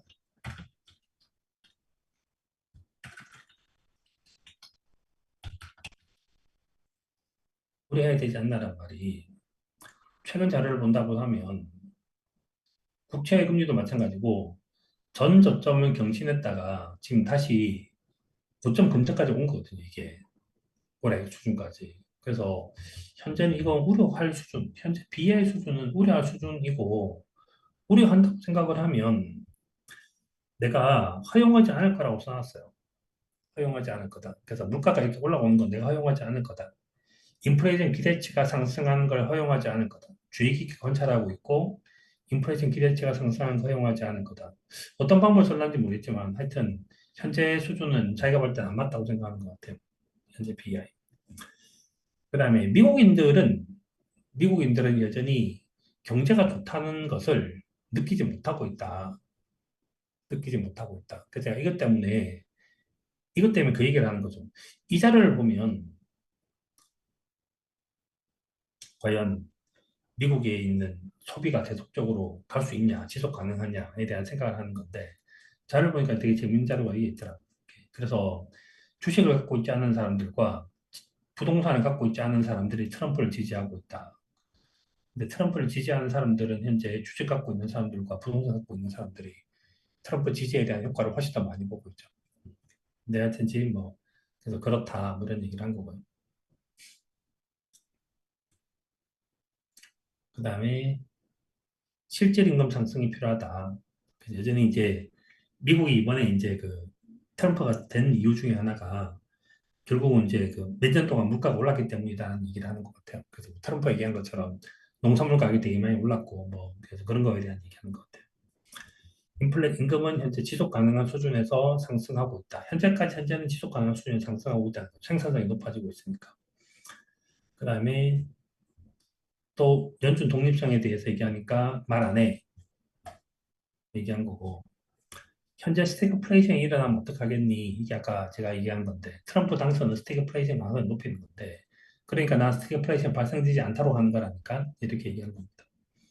내년에 금리 인상을 배제할 수 있나요? 하니까 그 이제 확정된 건 아무것도 없어. 그런데 위에 센스를 보면 금리 인상은 없어요. 어딜 봐도 금리 인상은 없고 물가를 갖다가 평균 물가 제도를 쓰고 있으니까 물가를 2% 밑에서 올릴 거니? 라고 하는 거니까 물가를 떨어뜨릴 생각은 없어. 그 물가를 2% 밑으로 떨어뜨릴 생각은 없어. 이 정도 되는 커멘트를 한 것 같아요. 그래서 그 뭐 다른 자료들은 보면 어, FOMC에 대한 시장 반응이라든지 이런 거 보면 뭐 특별한 건 없는데 FOMC에 대한 시장 반응은 이거였었어요. 대부분 이제 시장에 부합했고 서프라이즈한 거 아무것도 없었다는 거고 그다음에 파월도 새로운 얘기할 게 별로 없었을 거야. 새로운 얘기할 게 별로 없었을 거야 라는 거고 그다음 호키시 하지도 않고 도비시 하지도 않았어. 근데 연준은 속으로는 현재 경제 둔화에 좀 더 신경을 쓰고 있는 것 같아. 그러니까 50pp부터 들었더랬겠지 뭐 이런 얘기 정도쯤인 것 같고요. 그 다음에 이 자료는 현재 IB들은 정책 불확실성이 되게 커져가고 있고 물가가 올라오는 것에 대해서 걱정을 하고 있어서 연준 통화 정책의 완화 기대가 약간 줄어든다. 그래서 생각보다 금리를 좀 덜 떨어질 수 있다고 생각하는 것 같다. 트럼프가 됐으니까.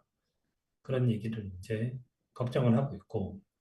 근데 이제 트럼프 2기가 상하원하고 다 같이 시작한다고 생각을 하면 뭐가 있는데 기존 예상 대비해서 금리 인하 폭이 약간 줄고 조기 중단될 가능성도 좀 있다. 이게 이제 그 제일 걱정하는 그런 부분들이겠죠. 그 정도는 걱정들을 하고 있다. 이렇게 나온 것 같습니다. 뭐 오늘 본 자료는 그건데 뭐 현재 이것에 대해 뭐그 총평을 하자고 얘기를 하면 저는 이제 이번에 그 미국의 대선 결과를 보면서 그런 생각이 드는 것 같아요. 현재 사람들이 불확실성이 제거됐는데 불확실성이 제거된 그 자리에 그 시간에 대한 부분들이라든지 이런 부분들이 좀 있고 그 다음에 얘를 갖다가 공약을 냈는데 이걸 갖다가 실행을 해야 될 거 아닙니까? 그러니까 이걸 실행을 하려고 하면 영향력에 대한 검사를 해야 되겠죠. 그러니까 예를 들어서 계획을 세운다는 말은 이건 무리식으로 이제 좀 쉽게 설명하면 그런 것 같아요. 이제 용산에 이제 그 미군 기지가 사라진 그곳에다가 뭘 짓겠어. 그 다음에 이제 용산 거기다가 이제 어떻게 개발하겠어. 이런 밑그림을 그리는 건 되게 쉬운 것 같아요. 근데 실제로 구체적으로 대선이 결정이 났고 하면, 그럼 거기에 돈이 얼마 들어갈 건데, 그 다음에 거기다가 이제 건물 지으면 외국계 기업들도 이제 누가 올 건데, 그 다음에 예를 들어서 거기 평당 얼마 정도 된다고 생각을 하면, 거기 개인들, 가게들은 도대체 누가 올 수 있는데, 실질적으로 구체적인 이제 주판을 튕겨야 되는 그런 상황이 온 거죠. 그러니까 지금은 대선 끝이 났고 대선 이후에 이 경제 정책을 갖다가 아이디어를 갖다가 실제로 이제 실현시키기 위해서 어떤 것이 필요할 것인가에 대한 고민들을 현재 좀 하게 되는 그런 시점인 것 같아요. 그래서 현재 이것이 제일 중요한 키워드는 그래서 이번에 FOMC와 대선에 대한 얘기 제일 많이 나온 얘기는 지속 가능이라는 단어가 전 제일 키워드였던 것 같아요. 키워드. 그래서 FOMC에서 파월도 그래서 이게 지속 가능한지 지속 가능하지 않냐 이런 얘기를 하고 있고 그 다음에 이제 그 트럼프 현재 정책이 실현 가능하냐, 지속 가능, 실현 가능? 이 두 가지가 현재 제일 키워드가 아닌가 생각이 좀 들기도 합니다.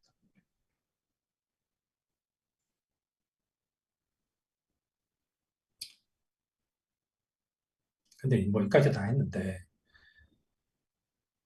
저는 생각은 참 액션하기는 되게 힘든 것 같아요. 액션하기. 그래서 액션은 어떤 거 갖고 액션을 해야 되는 건가 하면 리스크를 갖고 이제 액션을 해야 되는데 현재는 리스크가 되게 나름대로 좀 커진 상태는 아닌가 하는 생각이 여전히 계속 드는 것 같습니다. 뭐 오늘은 요 가지고 이제 질문 받아볼게요.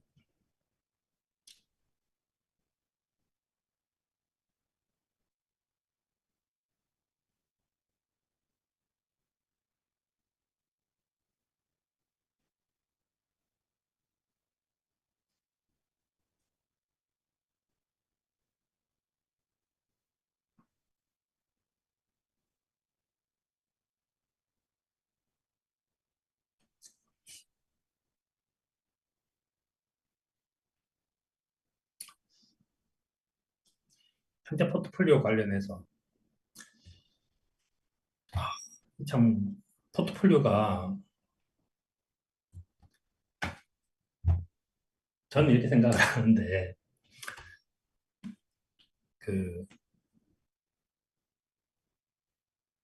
아까 말씀드린 그런 것 같아요. 그러니까 우리가 수익이라고 얘기를 하는 것은 참 우리 입장에서는 예측이 참 어려운 건데 우리가 위험에 대해서는 통제를 해야 될 그런 필요가 존재를 하는데 위험을 갖고 저는 통제를 한다고 생각을 하면 현재는 극단에 가 있다고 저는 생각하긴 해요. 극단에 가 있다고 생각을 하는데 지난번 지난번 이제 가이투더 마켓 자료를 보면 되게 재밌는 자료가 있는데 기본적 분석에 대한 자료가 있고 기술적 분석에 대한 자료가 있어서 기본적 분석에 대한 자료의 그 결론은 뭐가 있는가 하면 밸류에이션을 생각을 한다면 주식은 참 비싼 편에 있고 채권은 참 싼 편에 있으니까 채권이 유리해 이 얘기고요. 기술적 분석은 뭔가 하면 전 고점 경신, 전 저점 경신, 전 고점, 전 저점 같은 것들이 있어서 브레이크아웃이 있어서 뉴하이가 있는데 새로운 고점이 경신됐을 때 매수하는 방법이 있고 대충 매수하는 방법이 있는데 어느 게 더 유리하겠니? 이게 더 유리해라는 말이 있어요. 현재 미국이 이제 뭐 그 주식시장에서 신고점 경신하는 게 뭐 45일 이렇게 되고 있는데 그 뭐 엔비디아 이런 것도 마찬가지고 신고점 경신할 때 사는 건 되게 쉬운 거죠. 그러면 현재 상태에서 포트를 생각을 한다면 아까 말씀드린 것처럼 변동성이 되게 커져가고 있다. 변동성이 커져가고 있다는 건 이렇게 되는 거예요. 이걸 이제 되게 극단적으로 얘기를 한다면 이런 거죠. 그러니까 테슬라 주식이 있는데 테슬라 주식. 자, 트럼프가 당선이 됐고 누구나 다 알고 있듯이 앨런 머스크가 그 당시 이제 그 친구들한테 뭐 네가 그러고도 인간이야 이런 욕을 막 들어 먹으면서도 이제 대놓고 이제 지지를 했습니다.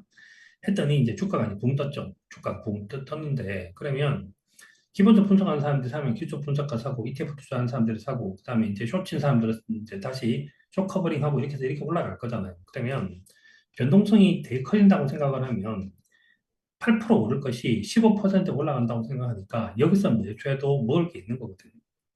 그래서 변동성이 커지는 시장이라고 생각을 한다면 쉬운 방법 중에 하나는 뭐 있는가 하면 이것이 있고 이것이 있다고 생각하면 단기적으로는 기술적 분석이 훨씬 더 좋은 거죠.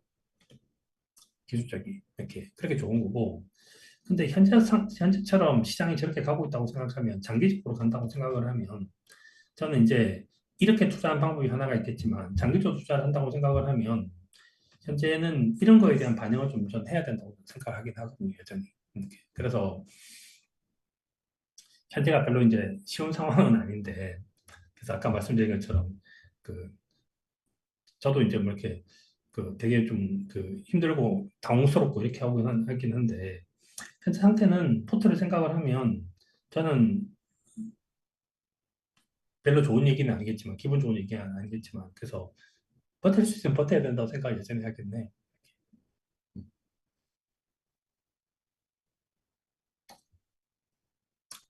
그럼 또 되게 재밌는 말씀 하나 드리면,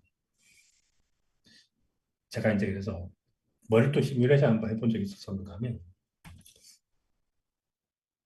제가 2014년도부터 시작 2024년도에까지 전체 자산이 10배 좀 늘었다 그랬잖아요. 이거 CAGR로 계산하면 성장률이 25.8인가 25.9인가 이렇게 나오거든요. 8인가 9가 있는 9인가 이렇게 나오거든요.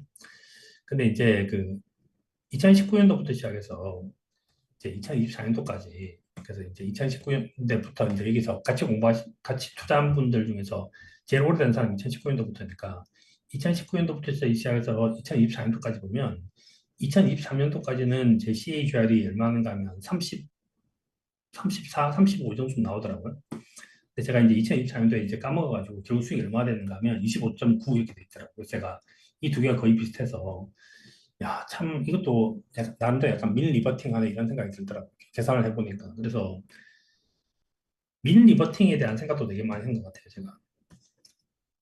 야, 그래서 내가 되게 잘했다고 생각을 하고 뭔가를 했다고 생각하는데 결국은 이게 또 다시 회귀를 하네 이런 생각이 좀 들기도 하는데 현재 시장은 저는 그 생각을 좀 되게 많이 해야 되는 것 같아요. 현재 그래서 저는 그냥 제가 추천한다고 생각을 하면 제일 위험한 거는 포모가 전 제일 위험한 상황이 아닌가 하는 생각이 들어요. 안타깝지만 또 이제 그 얘기를 하고 있어요.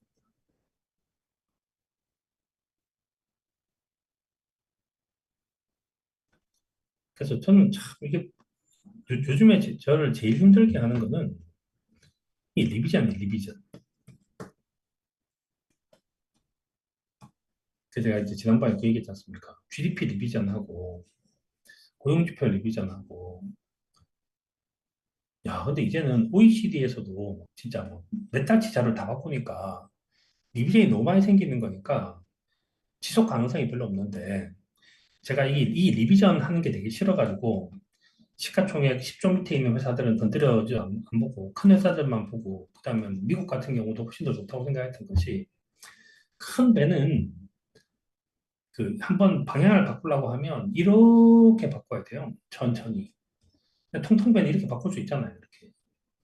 근데 대신에 통통배는 위험이 되게 커지니까 죽기도 하잖아요. 큰 배는 잘 안 죽거든요. 이렇게. 그래서 그런데 지금은 미국이라는 큰 배가 이렇게 자꾸 바꾸니까 그리고 그것도 한 몇 년치 자료를 바꾸니까 정말 진짜 미쳐 볼짝 되겠다는 생각이 들더라고요. 이렇게. 어떻게 세상에 그럴 수가 있어. 파울이 입에 한마디 할 줄 알았는데 파울도 그냥 그래서 아이씨, 파울 아저씨도 너무하네 이런 생각도 들고 그래서 참 황당하네 이런 생각이 들더라고요. 황당하다는 생각이 들고 그다음에 저는 이제 이런 자료도 딱 보면서 드는 생각이 그건데 미국이 고성장을 해서 경제 성장을 3%를 유지시켜서 계속하게 되면 미국 부채가 줄 거야 이거 있지 않습니까? 그래서 이거 보고 난 다음에 어떤 생각이 들었는가 하면 참 그냥 약간 푸념처럼 들어주시면 이 아저씨 정치하고 싶나 이런 생각이 들더라고요. 그래서 이 아저씨가 이제 인생 말년에 마지막에 최근에 이제 관둘 거잖아요. 옐런. 옐런 관두면 레리 핑크가 미국 재무부 장관 할 수도 있는 거 아닙니까? 미국 재무부 장관 하면 무슨 그게 있어야 될 거 아닙니까? 공약이. 그러니까 네 공약이 뭔데? 3% 경제 성장을 시켜서 현재 이 부채 문제를 해결하고 미국 경제를 지속 가능하게 만들라고요. 이렇게 말을 하면서 하면 트럼프가 오, 훌륭한데? 이렇게 할 수도 있을 것 같고 그래서 참 진짜 이 말도 안 되는 얘기를 이렇게 하고 있구나. 이게 전쟁도 아니고 미국 전쟁 때는요. 미국 경제 성장률이 전후에는 몇 프로까지 갔었냐면 10%까지 간 적도 있어요. 이 자료가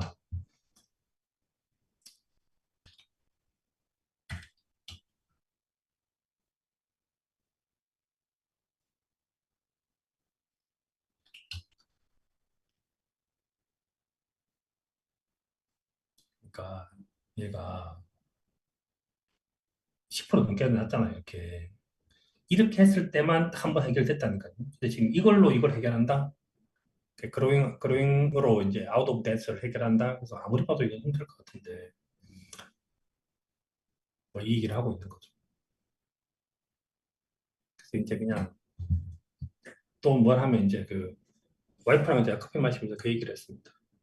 아무리 봐도 눈이 두 개가 정상이잖아. 근데 요즘 미국 시장을 보면 가끔씩 눈 한 개인 애가 자기가 정상이라면 뭐 우길 때가 있어. 눈 두 개인 내가 너무 외로워. 뭐 이런 얘기 한 적이 있거든. 그렇습니다. 별로 할 말이 없네요. 그래서 뭐 트럼프 당선된 날도 진짜 별로 할 말이 없더라고, 이렇게. 음.